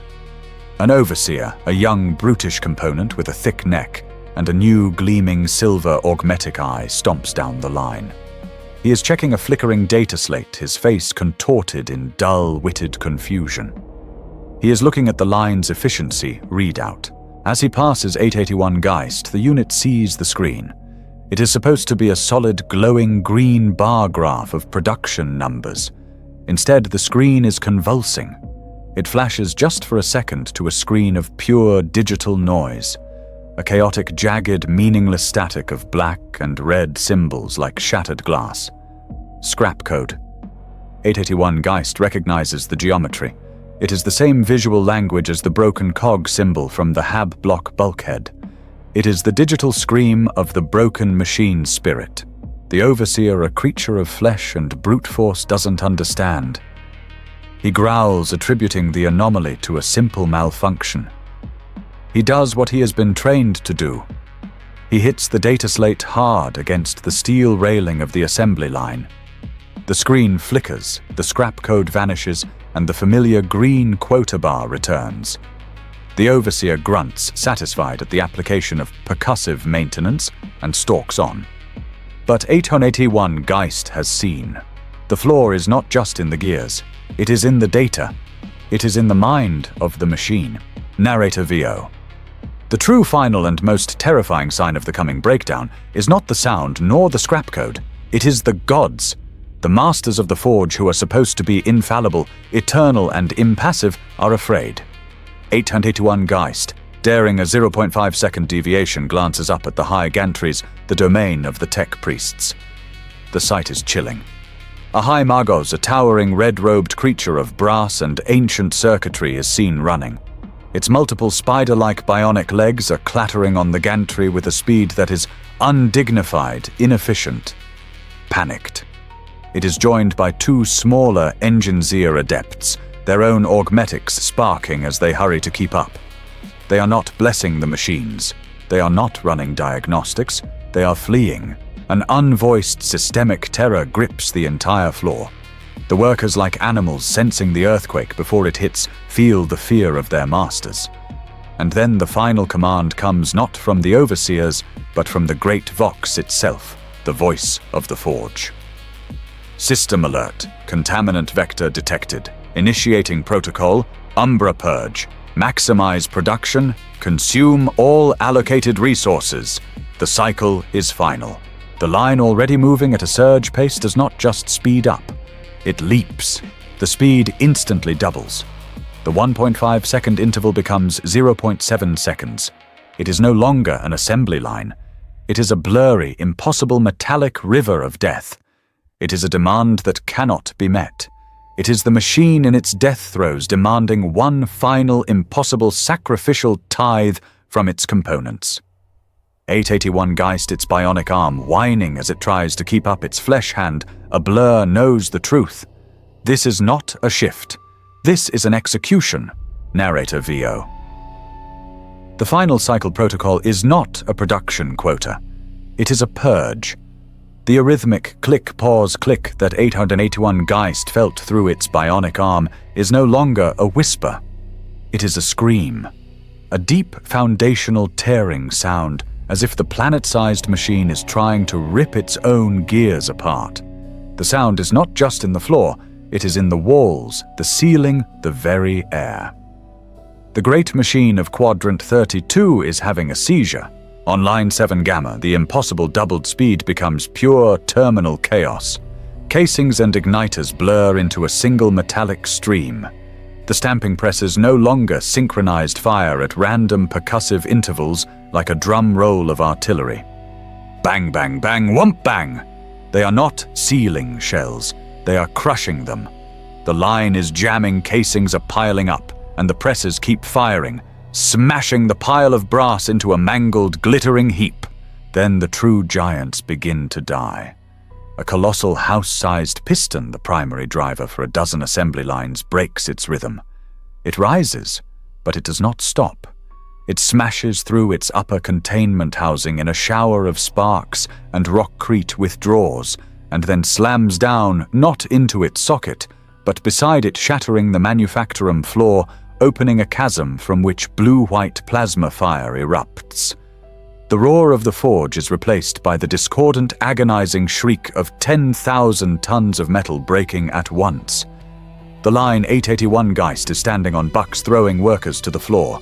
The air fills with smoke, the smell of burning copper, and the sharp, sterile scent of ozone. The heresy is no longer a whisper. It is manifest. Narrator VO. The scrap code has spread from the data slates to the core cogitators. And from the core cogitators it has spread to the mind-wiped. The servitors. Loader Prax 9, the hulking, mindless automaton that 881 Geist had envied for its peace, stops its work. Its single red optic, which had been fixed on the crate hopper, swivels. It turns jerky and unnatural towards the assembly line. It stares at the screaming, panicked organic workers. Its blank steel faceplate seems to, for the first time, see them. A burst of digital static, the same scrap code 881 Geist saw on the data slate, flashes across its red optic.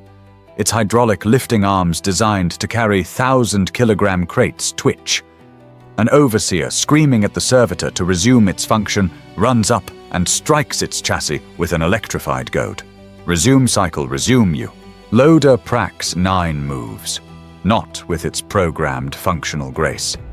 It moves with a predatory, horrifying speed. One of its massive crane-like claws snaps out not at the crates, but at the overseer. It seizes the man around the waist. The overseer's armor crumples like paper. The servitor lifts him 10 feet in the air. The man screams a high, thin sound. The servitor's optic flashes red, red, red. It tightens its grip. There is a sound like a wet tree breaking in half. The overseer's body goes limp, its spine severed.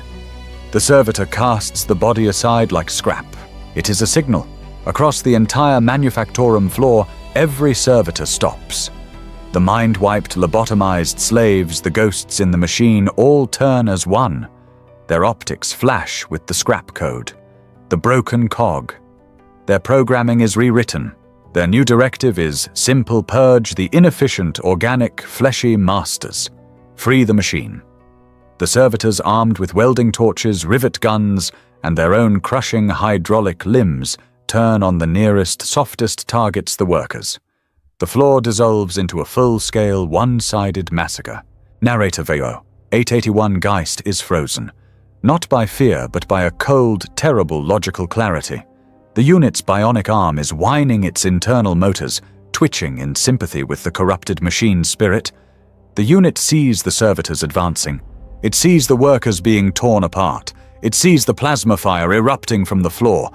But the unit's gaze is fixed on something else. The exits. Far in the distance, at the edges of the vast, cavernous Quadrant 32, are the massive, kilometer-wide, reinforced adamantium bulkheads that separate them from the rest of the forge. They are designed to contain a reactor meltdown, a Titan-class explosion, or a heresy outbreak. With a seismic groaning boom that shakes the dust of millennia from the ceiling, the bulkheads begin to close. They are not closing slowly.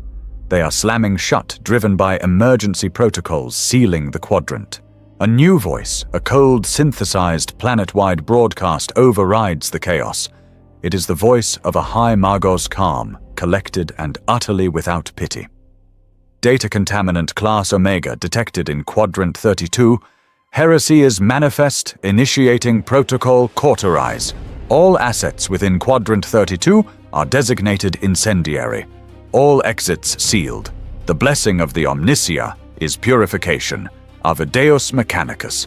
The final primary bulkhead slams shut with a sound like the end of the world, a clang of absolute terminal finality. The dim red emergency lumens kick in, bathing the entire vast quadrant in a bloody flickering twilight. 881 Geist and the 10,000 other surviving workers are now trapped. Trapped with the malfunctioning murderous giants of iron. Trapped with the rebellious flesh-tearing servitors. Trapped in a sealed box waiting for the fire. The true purpose of the protocol is clear. This is not containment. This is an oven. Narrator VO. The cauterized protocol is not a metaphor. It is a precise, technical directive. The organic components of Quadrant 32 are now reclassified. They are no longer assets. They are not workers or even flawed. They are vectors. They are the soft, biological medium through which the data heresy, the scrap code, can propagate. The virus of the broken cog does not just infect machines, it infects the minds that observe the machines. The logic of the Adeptus Mechanicus is, as always, flawless, cold, and utterly inhuman. A machine can be reformatted, a line can be rebuilt, but a mind that has witnessed the machine god fail, a mind that has seen the divine logic break, that is a spiritual contaminant of the highest order. It cannot be cleansed, it can only be erased. The screaming, panicked, trapped workers cowering from the murderous servitors and the collapsing infrastructure look to the sealed bulkheads for an escape that will not come. They should have looked up. High in the dark, smog-filled kilometers of the ceiling, a new sound joins the chaos. The grinding thump of thousands of emergency hatches opening in unison. These are not exits, they are deployment bays. At 81 Geist, its back pressed against a cooling, silent stamping press, its bionic arm whirring defensively sees them. Silhouettes, dropping from the darkness, descending on grav chutes and high-tension grapnels. They drop by the thousand, a silent crimson rain of death. They are not rescuers, they are the Skitarii, the holy warriors of the machine god. But these are not the vanguards who performed the tithe in the Hab block. These are the rangers, the unsleeping sentinels, and the Sicarian infiltrators, their forms warped into multi-limbed, stilt-legged horrors of steel and paranoia. They land on the gantries on the tops of the silent machines on the factory floor itself. They move with a speed and grace that is terrifying, their red robes billowing. They do not engage the raging, corrupted servitors. That is a matter of machine-on-machine conflict, a theological dispute to be settled later. They do not attempt to repair the collapsing plasma conduits. Their weapons are not pointed at the machines, they are pointed at the flesh. Their mission is not search and rescue, it is sterilize and purge. They have come to kill everything that breathes. Narrator Vushper, the Skitarii Alpha. A creature of gleaming brass and crimson, its head a single cold blue optical lens, raises its arm. It gives no verbal command. It transmits a single encrypted data burst. Purge the organic vectors. And the free fire zone begins. The air ignites. The Skitarii do not use simple, inefficient bullets. They fire weapons of pure, distilled, divine wrath. Radium carbines crack hiss, flooding the air with pale, sickly green light, the very touch of which is a death sentence. The atmosphere, already toxic, becomes a lethal bath of hard radiation. Workers who are not even hit but are merely near the firefight clutch their throats, their lungs flash boiling, their flesh blistering and sloughing from their bones. Phosphor-blast weapons detonate in searing white-hot stars, reducing clusters of panicked workers to shadows of superheated ash, burned onto the steel floor. Transonic rapiers of the Sicarians sing, emitting a high-frequency, discordant note that liquefies the brains and ruptures the internal organs of anyone within 10 meters. It is not a battle, it is an extermination. It is a calculated, efficient, and passionless act of pest control. The workers trapped between the rampaging, corrupted servitors on one side and the precise, lethal holy Skitarii on the other have nowhere to run. They are slaughtered by the thousand. Their screams are a new, high-pitched layer in the symphony of the Forge's death. 881 Geist does not run. The unit's mind, forged in 40 years of terror, has achieved a state of pure analytical calm. To run is to be a visible target. To scream is to be an audible target. 881 Geist dives scrambling behind a massive, overturned pile of fresh, gleaming, unused bolter shell casings, the very components the unit had been creating. The brass and steel pile offers a meager, temporary shelter from the lines of fire. 881 Geist flattens itself, its bionic arm pressed to its head, its flesh hand digging into the grime of the floor. Narrator VO. From this hiding place through a gap in the casings, 881 Geist watches. The unit observes the terrible logical purity of the purge. A worker, the old shift supervisor with the sparking, crude bionic arm, stumbles out of the smoke, his face a mask of terror. He sees the Skitarii. He drops to his knees, performing the full prostration of the cog. He presses his forehead to the floor, just as he had for the Magos. Praise the Omnisia, praise his holy warriors we serve. He screams, his voice cracking with desperate, misplaced faith. A Skitarii ranger, its long rifle leveled, does not pause. It does not acknowledge the prayer. The prayer itself is a symptom of the contamination the organic unit is attempting to interface with the divine, a function for which it is not authorized. The ranger fires. A single glowing radium slug hits the supervisor in the back. He convulses, his body instantly consumed by radiation fire, and collapses a smoking, blackened husk, his last act of worship, an irrelevant, inefficient spasm. And in that moment, 881 Geist understands the cold, final, absolute truth. The unit had been wrong its entire life. The Mechanicus did not see them as flawed or weak or expendable. Those words imply value, however small. They had never been seen at all. They were not cogs in the machine. They were the grime between the cogs. A biological residue, a necessary messy byproduct of the Forge's true function, to be tolerated when inert, and to be scoured with fire the instant it threatened to spread. They were not property. They were not slaves. They were waste. The realization brings no anger, no sorrow. Just a cold, empty, logical void. The Unit 881 Geist finally, after a lifetime of service, understands its true and final classification. Narrator VO. 881 Geist lies behind the pile of brass casings, its world reduced to the chaos of the purge. The air thumps with the concussion of heavy weapons and the crackle hiss of radium fire. But beneath the sounds of combat, a new sensation is building. A new sound. It is not a discordant crash, but a rising, perfect, terrifyingly pure, high-frequency wail. 881 Geist's bionic arm, bolted to its very skeleton, begins to vibrate in sympathetic resonance, a low, painful thrumming. The unit, its flesh eye weeping from the irradiated air, peers through the gap. Its gaze is drawn past the Skitarii, past the warring servitors, to the heart of the quadrant. The primary plasma furnace. The colossal cathedral-sized generator that powers the entire sector. It is no longer functioning. It is failing. The massive adamantium steel containment rings, each the size of a hab block, are glowing. Not a dull, functional red, but a blinding, incandescent, pale blue-white. The air around it is shimmering, distorting, as raw, unshielded plasma begins to leak from hairline fractures in its casing. The wail is the sound of its containment fields buckling. 881 Geist's mind, stripped bare of all emotion, save the cold, hard logic of its forging, performs its final calculation. The Skitarii are here to purge the biologicals.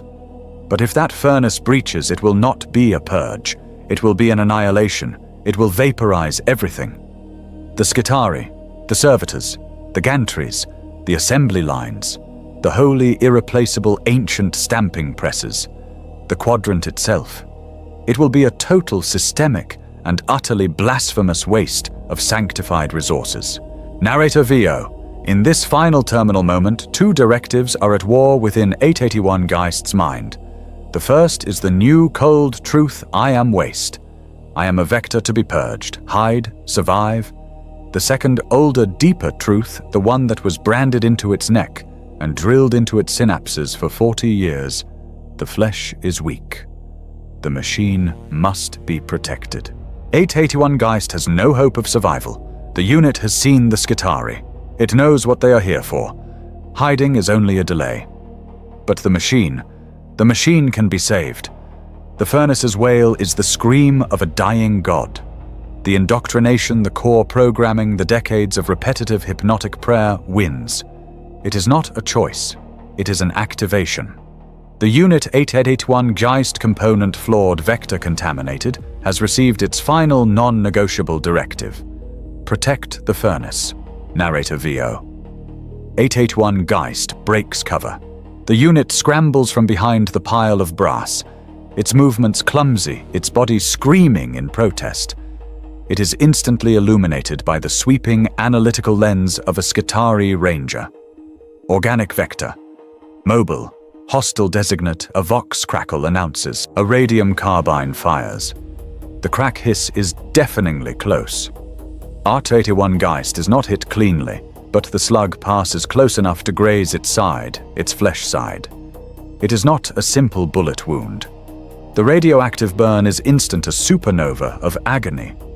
The unit's tunic vaporizes at the impact site, the flesh beneath turning black, sizzling, cooked through to the bone. 881 Geist screams a wet, choking sound as its irradiated lungs seize. The unit collapses onto the steel floor, mortally wounded, dying. But the directive is absolute. The flesh is failing. The flesh is irrelevant. 881 Geist, its organic body, now just a leaking, dying weight, begins to crawl. It uses its one good arm, its bionic arm, the crude iron and brass tool, the replacement part, the badge of its survival.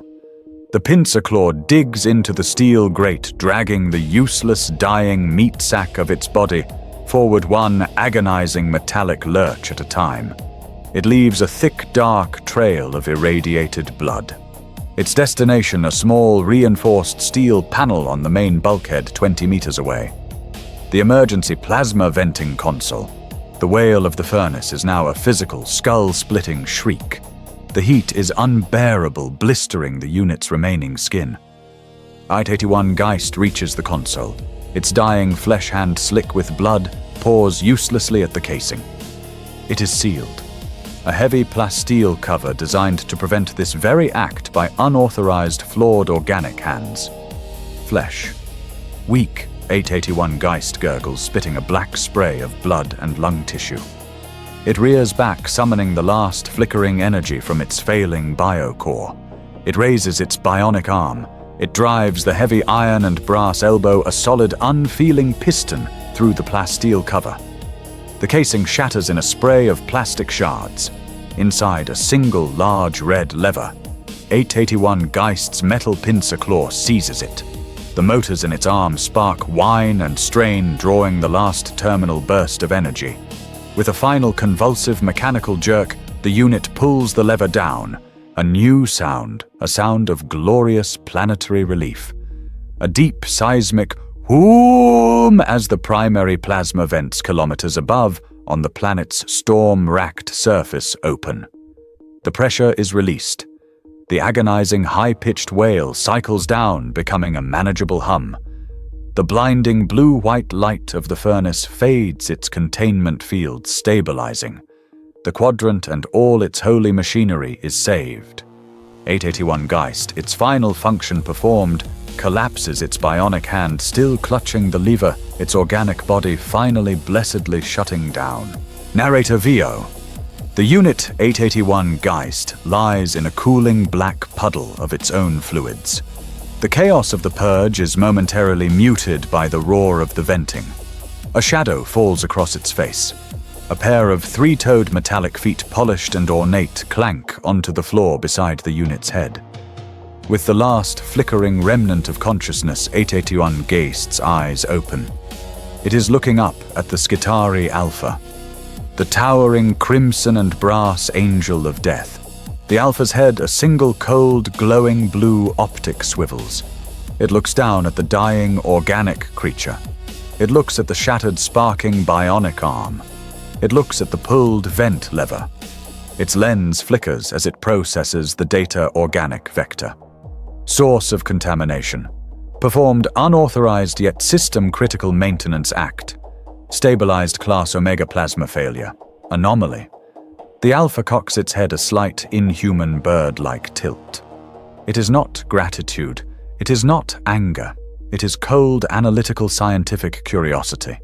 The curiosity of a Magos observing a rat that has, just before its termination, inexplicably solved a simple maze. An interesting, illogical, and ultimately irrelevant data point. The directive remains. The Skitarii Alpha, its curiosity satisfied, raises its radium carbine. It levels the barrel at 881 Geist's face. Vector contaminant. Anomalous.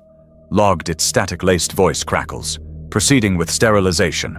All right, narrator VO. The Skitarii Alpha's finger tightens on the trigger. The radium carbine emits its sharp, deadly crack hiss. The pale green irradiated slug, a particle of pure distilled death, crosses the 2 meters of space separating the warrior from the component. It is an act of final, logical, passionless sterilization, a tying off of a loose, contaminated data thread. But the Skitarii's logic, for all its cold perfection, is in this one single instance too slow. It is slower than the cumulative 40-year failure of the biological unit 881 Geist. Before the slug can impact, before its lethal radiation can complete its work, the unit's biological systems already ravaged by the earlier glancing wound, exsanguination, systemic shock, and 40 years of black lung rot perform their final independent and inefficient action. The heart, a weak, flawed organic muscle, beats one last stuttering, painful rhythm, and then stops. The lungs filled with irradiated blood and soot exhale one last faint, shuddering breath.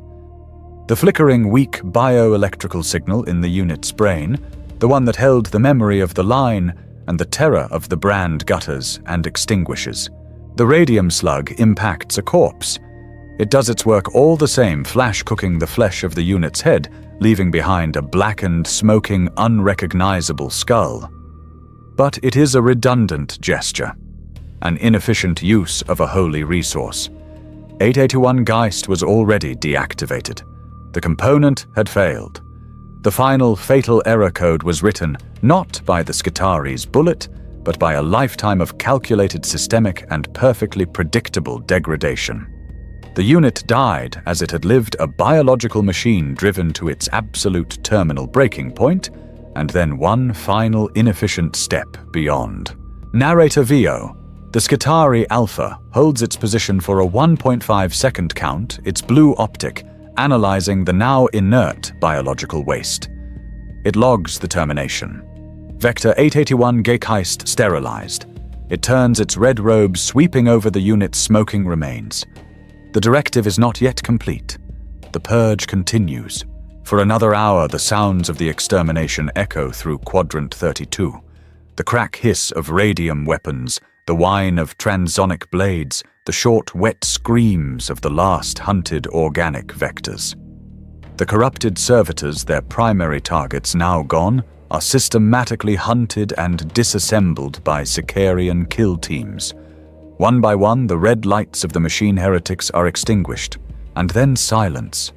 A new, profound and heavy quiet, broken only by the steady rhythmic clank, clank, clank of Skitarii patrols moving through the red-lit, smoky gloom. The air thick with radiation, and the smell of ozone begins to cool. The great saved plasma furnace hums its steady, restored, divine song. The leaking steam pipes hiss. The great, silent, stilled assembly lines drip cooling lubricants onto the floor, which is now a carpet of ash shadows, irradiated bodies, and blackened mechanical scrap. Quadrant 32 is silent. It is sterile. It is pure. The heresy has been cauterized. The machine god is once again at peace. Narrator VO Logos entry 889M41. System Greifenstuhl. Subject post-incident report. Quadrant 32. Status sterilization protocol complete. Contaminant vectors 100% neutralized. Asset loss sanctified machinery 4.7%. Asset loss biological components 98.9%. Primary plasma furnace secured functional. Operational status pending reclamation and repopulation. The Omnissire's logic is affirmed. Days pass. The lethal short half-life radiation of the Skitarii weapons decays to acceptable background levels. The massive sealed adamantium bulkheads grind open with a deep groaning thud. The red emergency lumens are extinguished, and the standard sickly green functional light of the forge is restored. It illuminates a scene of perfect sterile silence. A vast industrial graveyard littered with the blackened husks of 10,000 biological units and the disassembled twitching remains of the corrupted servitors. Then the sanitation crews arrive. They are not units of flesh. Flesh is susceptible to the lingering psychic taint of heresy. The crews are composed of low-grade mindless servitor drones. The sanitary drudges their brains, wiped clean their programming, simple collect, sort, reclaim. They move in slow, methodical, clanking ranks, their crude metal claws scraping against the steel floor. They harvest the dead. They are efficient. They are silent. The drudges reach the plasma vent console.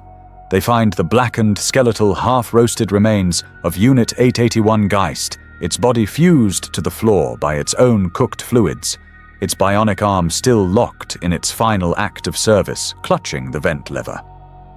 The drudges do not pause. This is not a monument. This is not a memorial. This is unprocessed biomatter. A drudge seizes the body. Another applies a high-temperature cutting torch, severing the bionic arm at the shoulder joint. The organic remains are tossed into a large, wheeled metal bin. The bionic arm is tossed into a separate, smaller bin, marked Augmetic Salvage. The drudges move on. The stain where 881 Geist died is identical to the stain where the unit had lived. Narrator VO. On a forge world, the only true sin is waste. There is no concept of burial. There is no rite of passage for the dead. Such things are sentimental, inefficient, and a squandering of valuable resources. The bins filled with the thousands of deactivated biological components from Quadrant 32 are transported to the central reclamator, a vast, churning, acid-stinking factory in the planet's deep sublevels. The bodies, including the ruined skeletal form of 881 Geist, are dumped onto a massive conveyor belt. They are fed into the great recycler. First, the fluids. The bodies are pulped and subjected to high-pressure centrifugal force. The remaining biological liquids, blood, water, cellular plasma, are extracted, boiled, filtered, and chemically stabilized. The final product? A viscous gray-green lubricant is piped back to the manufactorums. It is designated for low-grade mechanical systems, conveyor belt axles, pulley chains, and the joints of sanitary servitors. The last physical essence of 881 Geist is sent to lubricate the very machines that ground it to dust. Next, the solids. The remaining desiccated pulp of bone, muscle, and tissue is superheated, sterilized of all contaminants, and fed into a colossal multi-story grinder. It is milled into a fine, pale, nutrient-rich powder. The corpse starch. This powder is then mixed with synthetic carbohydrates and chemical amnio fluids. It is rehydrated. It becomes the familiar gray, lukewarm nutrient paste. This paste is piped to two primary locations, the refectories where it is dispensed onto the trays of the living workers, and the progenitorium vaults where it is fed into the amniotic tanks of the vitae wombs to build the flesh of the next generation of components. The dead quite literally feed the living, who will in turn become food for the not yet born. The cycle is perfect, the cycle is closed, and the bionic arm of 881 Geist, the crude iron and brass tool, the badge of its agonizing survival. It is not studied, it is not honored. It is taken to a chirurgeon's bay, identical to the one where it was first installed. It is submerged in an acid bath for 10 seconds to burn away the organic residue. It is serviced, its pistons are re-greased, its sparking wires capped.